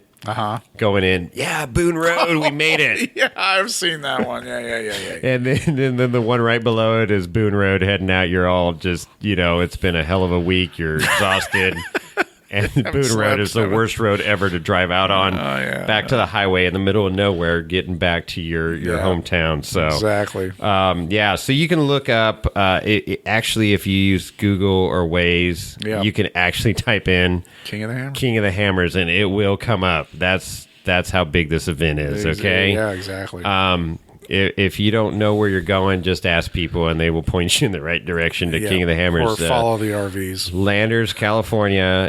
You can type in 8500 Boone Road. Mm-hmm. It might take you to Dave Cole's place out there, but you'll be in the vicinity. Or Lasertown. Lasertown. So another key point is just be aware of your surroundings out there. It is batshit crazy. Yeah. I'm not going to candy coat this. It is, it's been said several times, the Burning Man of four-wheeling. There's a level of lawlessness. There is. And if you have small children, or you're afraid of loud noises, or you've lived a sheltered life and not experienced a lot, this is probably not the event for you. No, you don't want to be there at night. Come during the day, but not at night. Definitely not at night. But I will tell you, last year, Thursday night has got to be the craziest night at Backdoor, and I have experienced a lot of off-road events, day, night, crazy stuff, questioning, what is going on at the moment. Yeah. But that was the first time in my four-wheeling career that I really questioned humanity at that point in time. Was that the night you put your nose into? No. That was Monday night. You won't see my buggy on Backdoor Thursday night unless I'm. No, it ain't gonna happen. It ain't gonna happen. So the YJ shouldn't go in there. Oh, you should totally go in there Thursday night. Right. That would be awesome. Lorenzo will ride with you. Oh yeah, Lorenzo will be sitting there jumping on the gas pedal. Do it. Oh, do it. You can do it. I'll tell you what, man. It is a show, and just be prepared for craziness. So fireworks, that was crazy because fireworks were going off, and I guess Thanksgiving, someone got burned like near their eye or right at the corner of their eye. Yeah, a lady did because people shooting off fireworks. There's just stupid drunk people there. Stupid level of alcohol. So that's where things get stupid. Yeah, but it was entertaining for a while. Yeah. Yeah, but just I haven't done backdoor on Thursday night, but I do remember after race day on Thursday or Friday night after the last two in 2018, Hammertown just lit up. I mean, it was like bonfires. I mean, we're sitting in our camp. Bonfires are going off. Fireworks are just being launched freaking everywhere. Music is ripping all over the place. Loud V8s. Oh, it was stupid. It was great. It was absolutely great. We're sitting in our camp just loving it. It was good. It's really an experience. And, again, we could go on and on about this. We touched upon some good points here. Yep. Just one last thing. Okay, I got a couple more things too, but go ahead. So for the RV people, we talked about dust, and hopefully everybody's got an RV. The tents are not recommended. There's going to be people in tents, we get it. But RV guys, ladies too, keep your doors and windows closed. The dust, even if it's not a windstorm, the dust is prevalent. It's everywhere. No matter what you do, you're going to have dust inside your camper. Yeah, that's true. I kept my camper sealed up pretty tight in 2018, and I always keep my kettle on the kettle. My kettle, moonshine kettle to boil water. Oh, on the lid for my stove. Yes, and it's just then I open it up and I heat my water and then I close the lid and whatnot. But I move the kettle over and there's a clean spot and everything. And I wiped everything down daily. It didn't matter. It doesn't matter. It doesn't matter. Like I say, if you don't want it to get dirty or sand blasted, don't bring it to the desert. Don't bring it. So no matter what you do, but you can do things do what you can to minimize it, I guess is what I'm saying. Yeah, and one of the things I know on my camper, I have a little vent for the stove, a little exhaust fan. Right. And it's got this stupid little flapper door that's a piece of tin on a piece of tape that's supposed to, hold it closed or open. Yeah. I mean, the one on mine can be either locked in the open position or snapped. Mine doesn't lock. And so I put a piece of tape over that vent before I head into the desert because same thing. My stove literally had like a layer of sand and dirt on top of it one day. Use that to help clean your cast iron pan. I came back in and I'm like, what the hell? I had all the windows closed and no, that stupid little vent. So I put tape over that. But anyways, just put your cast iron out on a string and it'll sandblast it clean. Yeah. So, but it's a blast. Obviously, you've heard us talk about it, and if you've been there, you know exactly what we're talking about. But if you haven't been there, buckle up, Buttercup. It's a fun ride. But, it is. Be smart about it. Prepare. Don't go in, like you're driving into, Las Vegas and everything's at your fingertips because it's not. No. It's gotten better. But yeah, there's prepare for the worst and hope for the best. There are services, but everything costs. Yeah, it'll cost you money. So one of the things that our show is going to launch on the 7th, Tuesday the 7th. That's correct. And there is a live show. Four Wheel Parts, King of the Hammers, is putting on a live show January 7th at 7 p.m. Pacific Standard Time. Okay. So if you're listening to this in the morning on your way to work, you could tune in to ultra4racing.com /live.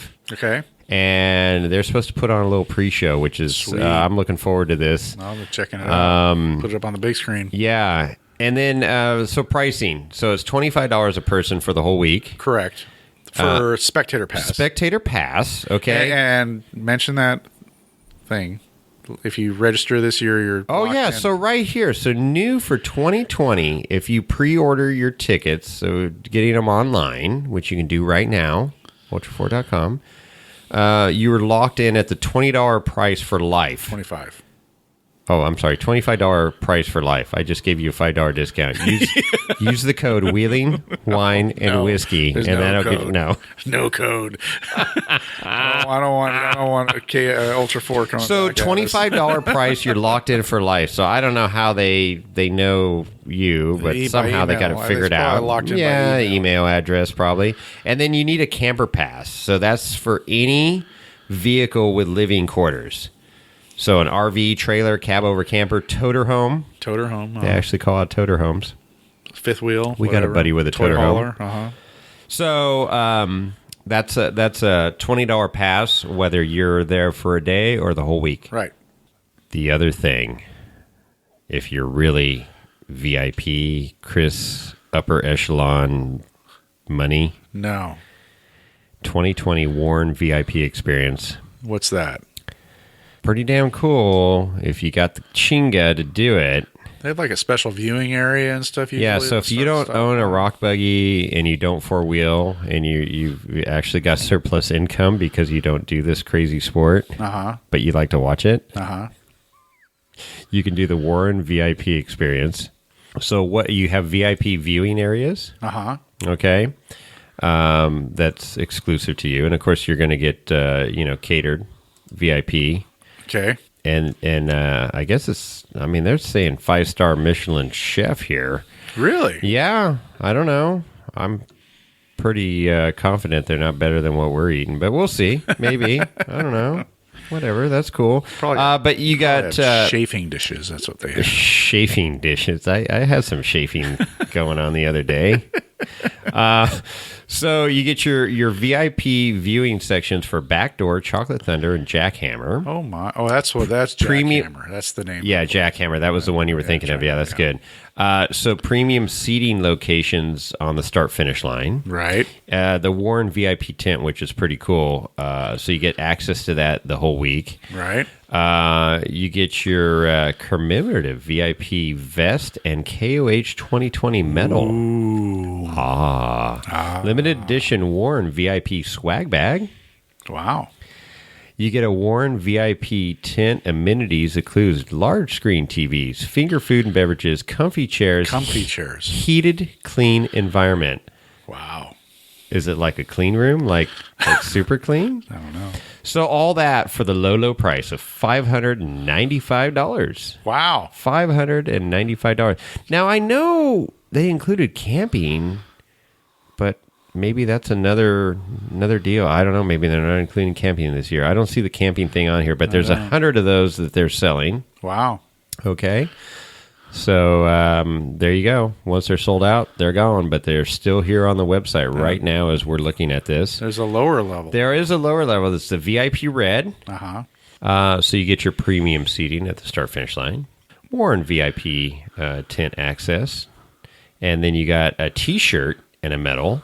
And then you get you get access to the tent with the finger foods and TVs. Stuff. Yeah. You do not get to go to the Backdoor Chocolate Thunder. You do not have VIP there. You do not have your commemorative VIP filled vest. So basically you're walking around like a commoner.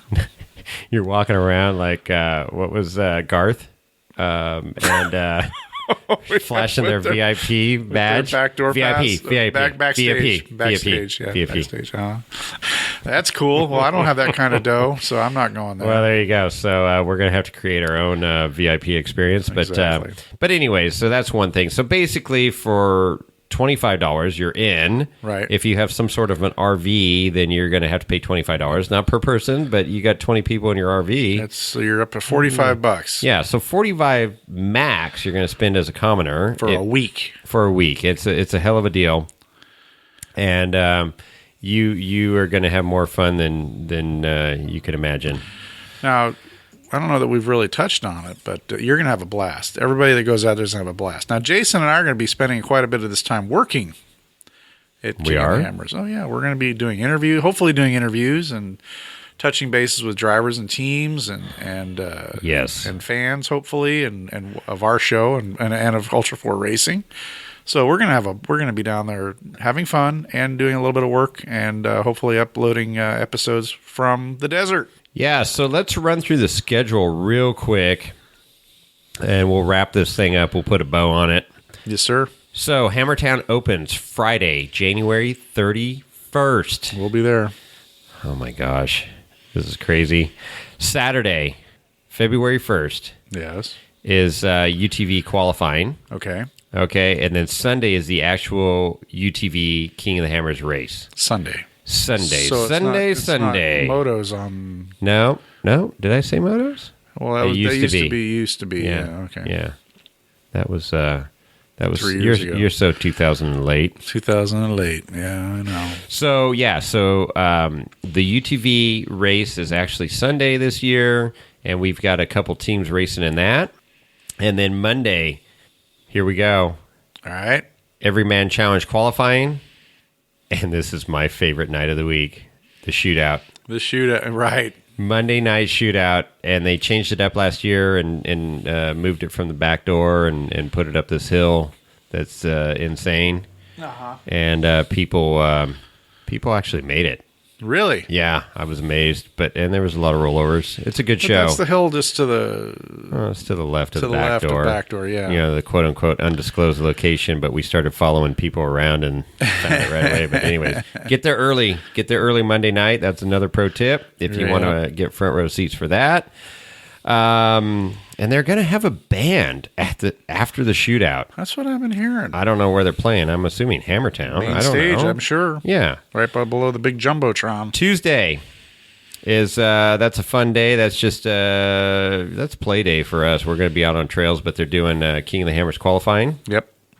And then Wednesday is the Everyman Challenge main race. 4,800 class. 4,800 class going on. They're going to do awards after, and then there's another band after the race. Different band? I don't know. It says band 2. Wow. Band Okay. 1, band 2. But, yeah, Everyman Challenge will be in the pits that day. I'll be in the pits. You're going to be running around getting some media stuff for us, right? I'm going to be unconscious. Okay, well, there you go. You and Lorenzo. And then Thursday... Oh, here we go. Trophy trucks. Yes, sir. Trophy trucks on Thursday. T1 race. And then Friday. The Nitto King of the Hammers main race. The main event. It is the main event. And cars are firing up early morning. Oh, yeah. And do wake up early. Do yourself a favor. You don't have a choice. If you are a fan, no. But if you are a fan, I mean, you could wake up and lay there in your sleeping quarters, but do yourself a favor, get your pot of coffee going, whatever you need to get going in the morning, and get out there early. And it is, I mean, for me, this is the coolest freaking time, other than the shootout Monday night. But seeing all the cars fired up in line, heading to the start finish line, and I mean, you can sit there and walk amongst all the cars, drivers, right? You know, Shannon Campbell's giving you fist pumps, thumbs up. You know, Levi Shirley. I mean, all these guys, Eric Miller. I mean, just let's go through the list. Lauren Healy. Oh my God! Oh, yeah. So you just going through all these guys. Shear. I mean, it's Gomez just brothers. Oh, they're freaking hilarious. So you can go in there, and I mean, you're walking right by their car, warming up for this race, and it is awesome.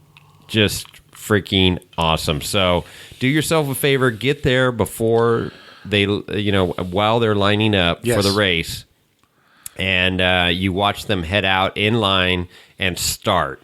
Yep. And I'll tell you what, if that doesn't fire you up, you are not a motorsports fan. Nope. End of story. Yep. No, it's a fun time.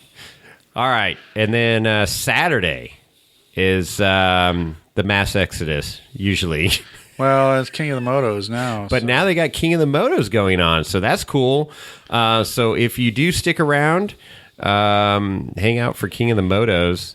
And then, of course, they're going to have the awards for the trophy trucks, KOH, and King of the Motos.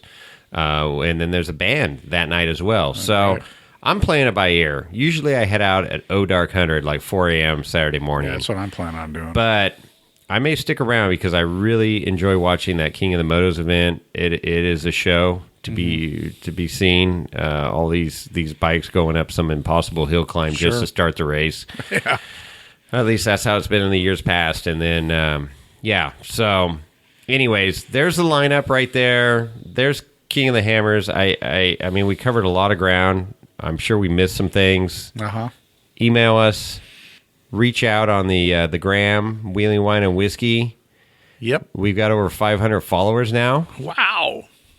This is crazy. 34 episodes on 512 or so, I think. I don't know, something like that. Crazy. It's been a fun ride. It has, and we're getting our swag going here. Hopefully, we'll have something for you down at the Hammers. Ramping up. We definitely got stickers right now. Hopefully, we'll have some shirts or be able to figure out something here. Thing, yeah. Dirtbag Johnny, Dirtbag Clothing's helping us out there. So. Email Chris at wheelingwineandwhiskey.com. And Jason at wheelingwineandwhiskey.com. Yep. And if you want to talk to Lorenzo. Tough shit. Yeah.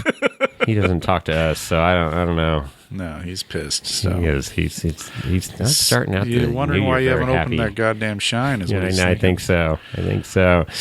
So there you have it. Thank you so much. Looking forward to 2020. Yes, sir. 2020. That just sounds funny. 2020 sounds funny. Hey, that's funny. It is funny. Rhymed. And hope to see you. Of course, we're going to have a few more episodes here before KOH, but start preparing now because time is not on your side. Yeah, look us up. I am way behind. We'll be there. We all are. All right. Anything else? That's all I've got. All right. I guess we're out.